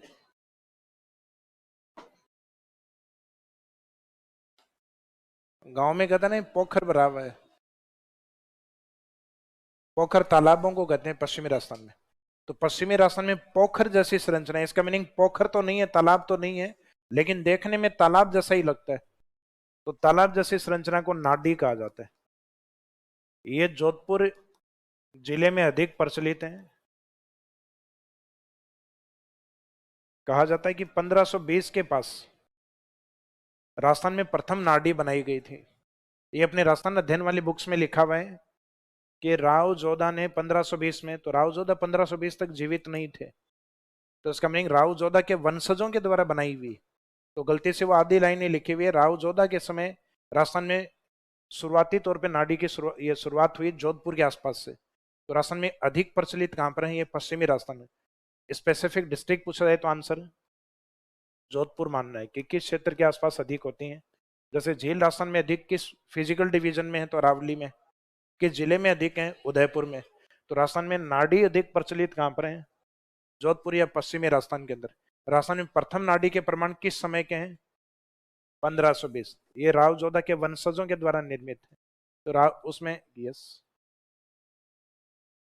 तालाब और नाडी में फर्क कुछ नहीं होता है। इन्होंने लिखा तालाब जैसी संरचना। जैसे कई बार कहते हैं ना भाई, एक जैसे शेर होता है, और यानी सामान्य जो शेर है जो कि जंगली जीवों का शिकार करते हैं, और कई बार ये कहते हैं भाई ये आदमखोर है, इंसान का शिकार भी कर लेते हैं। तो सेम उसी तरीके से पानी आता है, लेकिन उनको, जैसे झील में क्या है, झील में भी पानी है, लेकिन जैसे ही वो कंस्ट्रक्शन किया गया तो उसको नाम झील दे दिया। अब ग्रामीण क्षेत्र में अपने पानी इकट्ठा किया और उसको नाम दे दिया कि ये तालाब है, तो उसमें टाइटल तालाब लग गया। तो ये बनाते टाइम आप उसको टाइटल क्या देते हो या थोड़ा बहुत स्ट्रक्चर के तौर पे क्या फर्क है, तो इसमें स्ट्रक्चर को लेके कोई ऐसा अंतर नहीं होता, तालाब जैसा ही लगता है। तो इसके डेफिनेशन में यही लिखा जाता है, पोखर जैसा, यानी लाइक ए टैंक। तो पोखर जैसी संरचना जो पश्चिमी राजस्थान में प्रचलित है, जोधपुर के आसपास, तो उन पोखर जैसी संरचनाओं को क्या कहा जाता है, नाड़ी। डिपेंड ऑन रेनी वाटर, जो वर्षा जल पर आधारित है। इनमें जितनी भी हैं लगभग सब वर्षा जल पे ही आधारित है। तो वर्षा जल के आधार पे आप अंतर निकाल ही नहीं पाओगे कौन सा है, तो लगभग सभी वर्षा जल पे आधारित है। सिर्फ एक कोई ऐसा है जो अपने निकटतम वाटर सोर्स पे डिपेंड करता है। कोई तालाब कंप्लीट भर गया तो उसका पानी उस गड्ढे में आ जाएगा, कोई में आ जाएगा। किसी डैम में पानी अधिक आ गया तो निकटतम गड्ढे में पानी इकट्ठा हो गया। तो इसका मीनिंग जहाँ बड़े तालाब हों, बड़े जोहड़ बने हुए हों, बड़े डैम बने हुए हों, उनके एक्सिस वाटर को जिस कुंड में हम इकट्ठा कर लेते हैं, वो नजदीक वाला कुंड क्या कहलाता है, वो कोई कहलाता है। तो इसका मीनिंग इनडायरेक्ट तरीके से सबका जो पानी होता है वो रेनी वाटर ही होता है। तो बारिश के पानी पर आधारित ये तो क्वेश्चन ही नहीं बनेगा, सभी बारिश के पानी पर आधारित है। तो पश्चिमी राजस्थान में वर्षा जल पर आधारित और पोखर जैसी संरचना, तालाब जैसी संरचना, इसका मीनिंग तालाब तो नहीं है। तो तालाब जैसी संरचना को क्या कहा जाता है, नाडी। टोबा, नाडी से गहरी संरचना को टोबा कहा जाता है। इसका मीनिंग टोबा भी देखने में नाडी जैसा ही होता है। भाई आप ऊपर से पानी देख के अंदाजा थोड़ा ना लगा दो ये कितना गहरा है, वो तो पानी में उतर के पता चलेगा कितना गहरा है। तो इसका मीनिंग डेफिनेशन से ही पता लगेगा कि नाडी से गहरा, तो इसका मीनिंग नाडी तो नहीं है, नाडी से गहरा, इसका मीनिंग उसको हम क्या बोलेंगे, टोबा। जैसे फॉर एग्जाम्पल ये पानी इकट्ठा है तो इसको हमने कह दिया नाडी, ये पानी इकट्ठा है तो इसको हमने क्या कह दिया, टोबा। अब इसमें पानी का स्टोर ज्यादा है तो इसमें किसान या जो व्यक्ति इसको इकट्ठा करता है वो एज ए ड्रिंकिंग वाटर, पशु पेयजल, पशुओं को भी पानी पिला देता है इसमें, पानी का स्टोरेज ज्यादा है। लिमिटेड इरिगेशन, सीमित सिंचाई, तो ये सीमित सिंचाई शब्द यूज क्यों किया, क्योंकि जहाँ टोबा बना होता है उसके आसपास अगर किसानों के खेत हों तो वो ऐसी छोटी मोटी क्यारियां बना के और सब्जी वगैरह लगा देते हैं, और यहाँ से टोबा से 2 4 5 10 बाल्टियां ला के वो डाल सकते हैं। लेकिन ऐसा पॉसिबल नहीं है कि आप वृहद स्तर पे सिंचाई करो, कि इधर टोबा में पानी इकट्ठा है, अपने खेत में फवारे लगा के मोटर ऑन कर दी, तो घंटे भर बाद में टोपा भी नहीं बचेगा। तो इसका मीनिंग है कि टोबा है, उसमें भी पानी बहुत ज्यादा नहीं होता, लेकिन ये तय है उसमें पानी नाडी से ज्यादा होता है। आयताकार संरचना, रेक्टेंगल शेप,